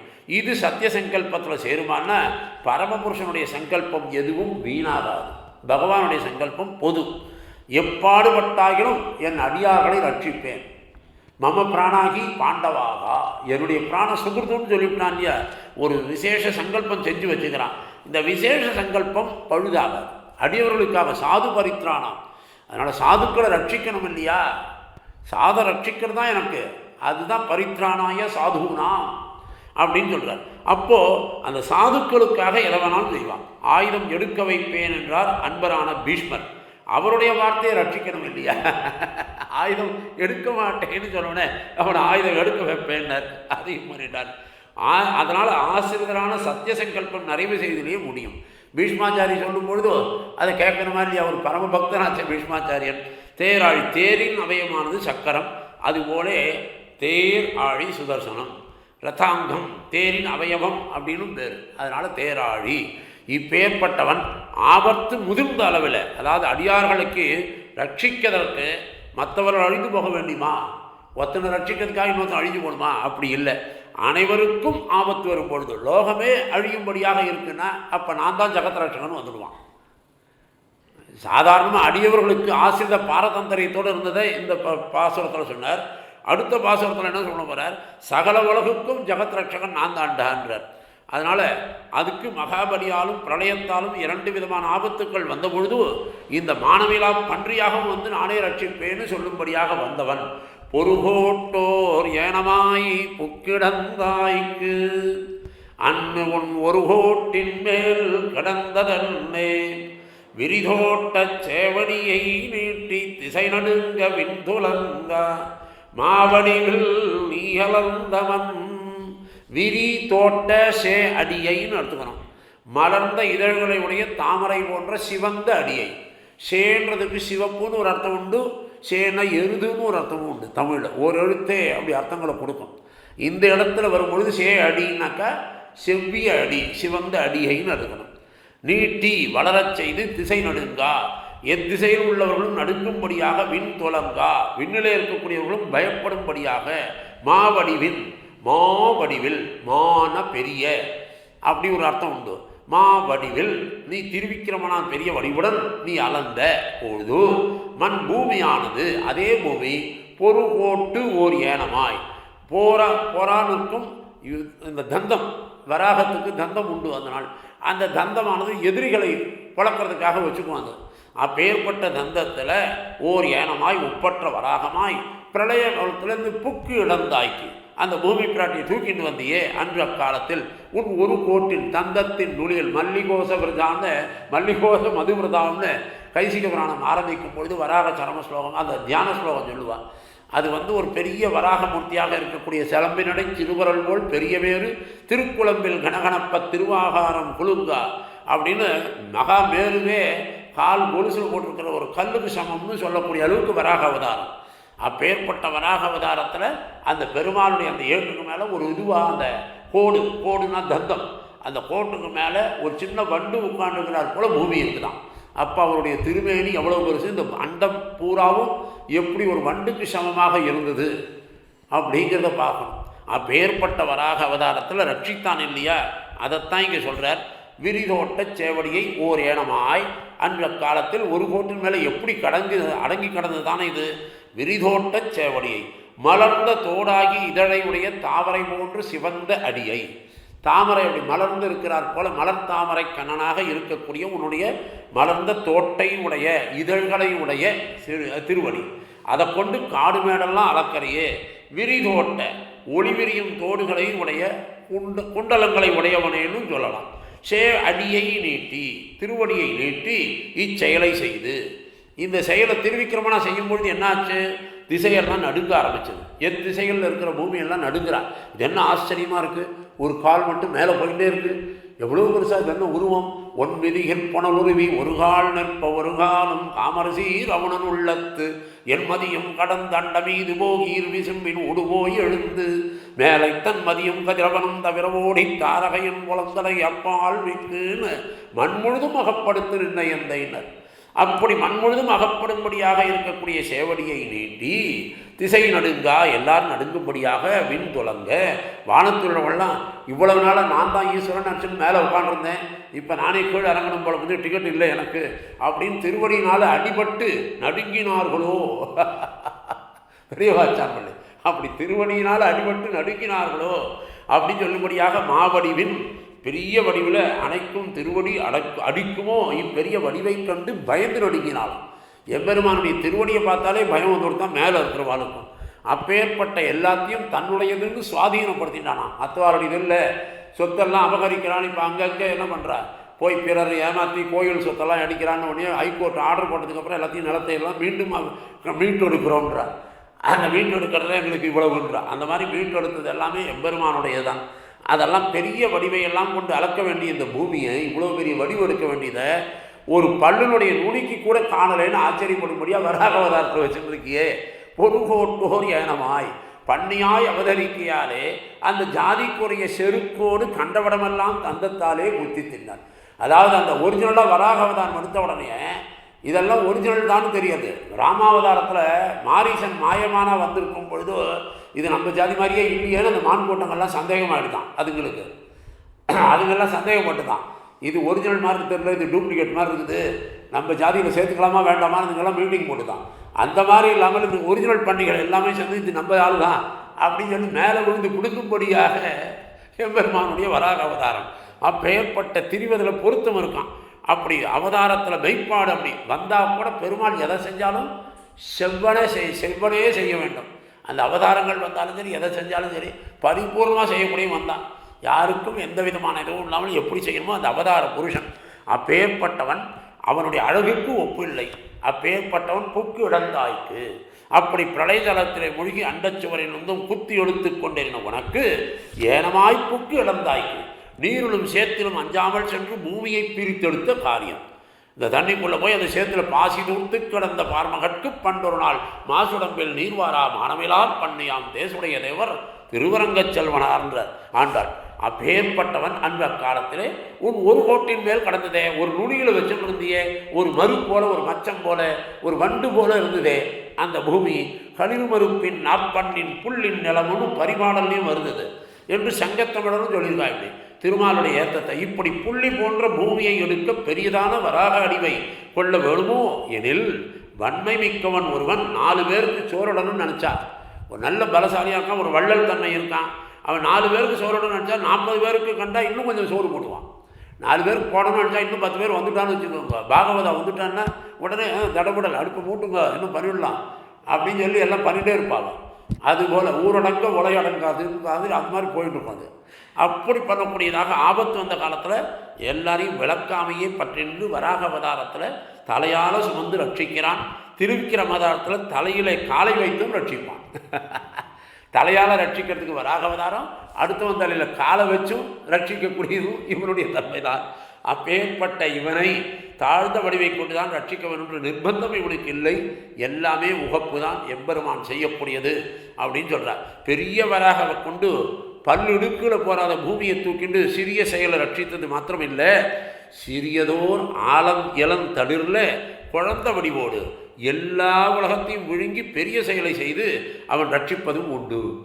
பெரிய வடிவம் தான் எடுக்கணும்னு இல்லை, இப்போ இருக்கிறதுக்குள்ளேயே சின்ன ஒரு குட்டி குழந்தை வடிவம் எடுக்க போகிறான் அப்படிங்கிறது அடுத்த பாசனத்தில் ரொம்ப அழகாக அதையே இவரே பின்னாடியே சொல்கிறார். பாலன் தனதுருவாய் எழுற கொண்டு ஆளன்று மெய் வளர்ந்த மெய்யன்பர் ஆளன்று வேலை நீர் உள்ளதோ விண்ணதோ மன்னதோ சோலைசூழ் கொன்றெடுத்தாய் சொல்லுன்றதுக்கு முன்னாடியே இவர் காட்டுறார்.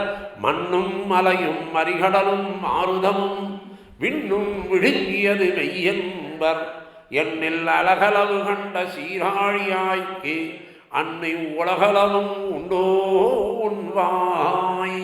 மண்ணும்னா பூமி, மலை பர்வதங்கள், மறிகடல்னா அலை எரியக்கூடிய மறிகடல், மறித்துன்னா அறிகிறது, மாருதம்னா காத்து, விண்ணும் ஆகாசமும் இவையெல்லாம் விழுங்கியது அமுது செய்தான் பெருமாள். மெய் என்பர் உண்மை என்று ரிஷிகள்லாம் சொல்லியிருக்கார். என்னில் இதெல்லாம் ஆராய்ச்சி பார்த்தா அழகு அளவு கண்ட சீராழியாய்க்கு எண்ணிக்கைகளை எல்லை கண்ட எண்ணிறந்த கல்யாண குணங்களை அளவு கண்ட சீர் அழகு இல்லாமல் அளவுபடாமல் இருக்கக்கூடிய சமஸ்த கல்யாண குணங்களை உடையவன் எம்பெருமான். திருச்சக்கரத்தையும் உடைய உனக்கு சீர் ஆழி ஆய்க்கு கையில் சக்கரமும் வச்சுருக்க உன் வாய் உன்னுடைய திருவாய் இவ்வளவு பரப்பளவும் இருக்கா, இவ்வளவு உள்ள போகிற அளவுக்கு அவ்வளோ பெரிய வாயா உனக்கு, அது எப்படி இருந்தது? அதாவது பெருமாள் எல்லாமே சங்கல்பத்தினால பண்ணலாம். சிருஷ்டி சங்கல்பம் சிருஷ்டி அப்படி நினச்சா உடனே இந்த பூலோகம் உருவாகிடும். இதுக்கு தனியாக நோக்கி எடுத்துட்டு மண்ணை கொண்டு வரணும், தூக்கி போடணும், அதை போடணும், இதை போடணும்லாம் கிடையாது. சங்கல்பத்தினாலேயே பண்ணக்கூடியவன்.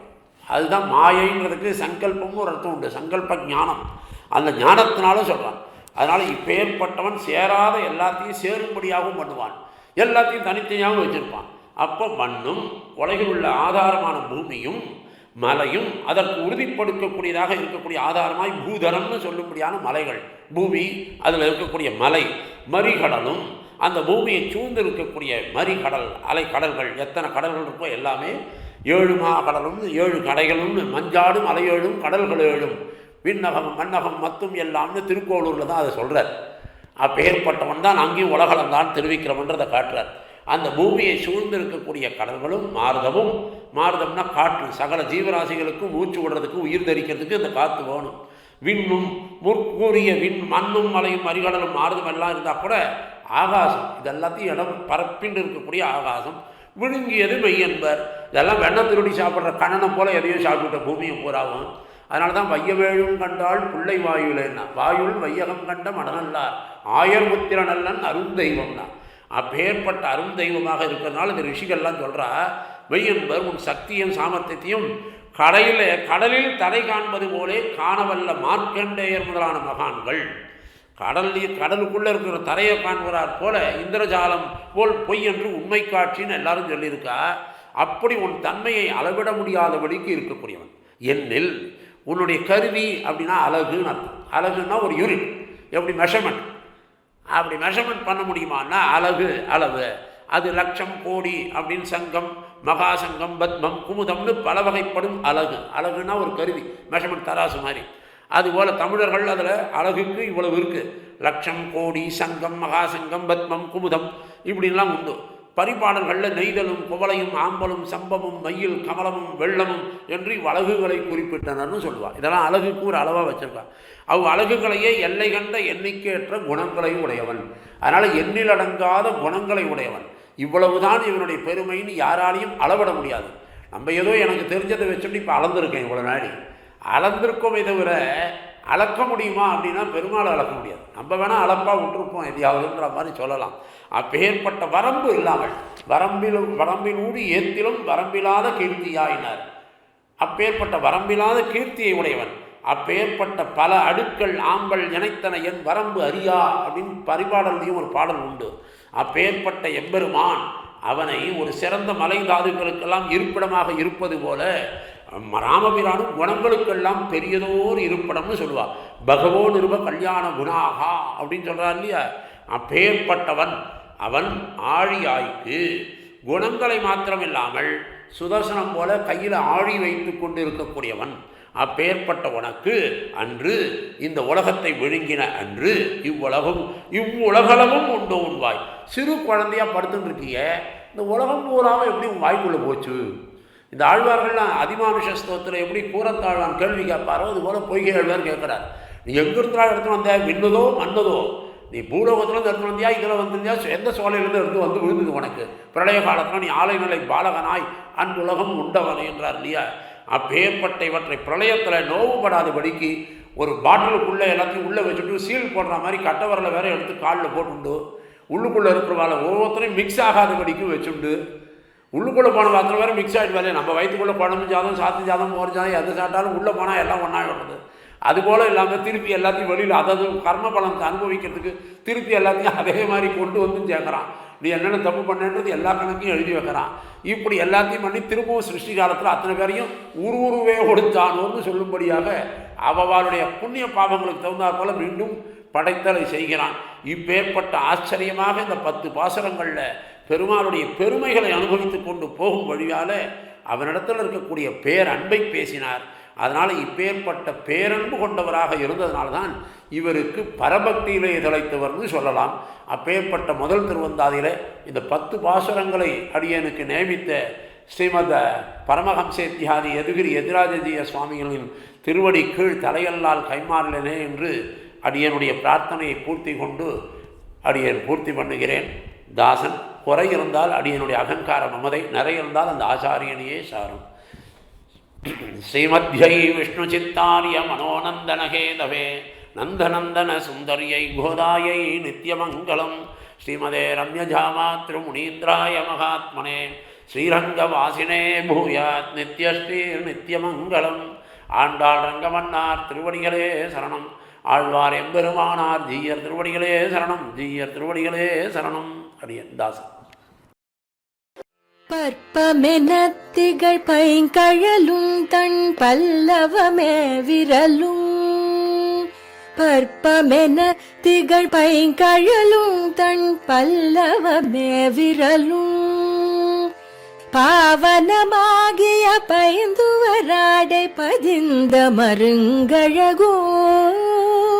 பாவனமாகிய பைந்துவராடை பதிந்த மருங்கழகும்.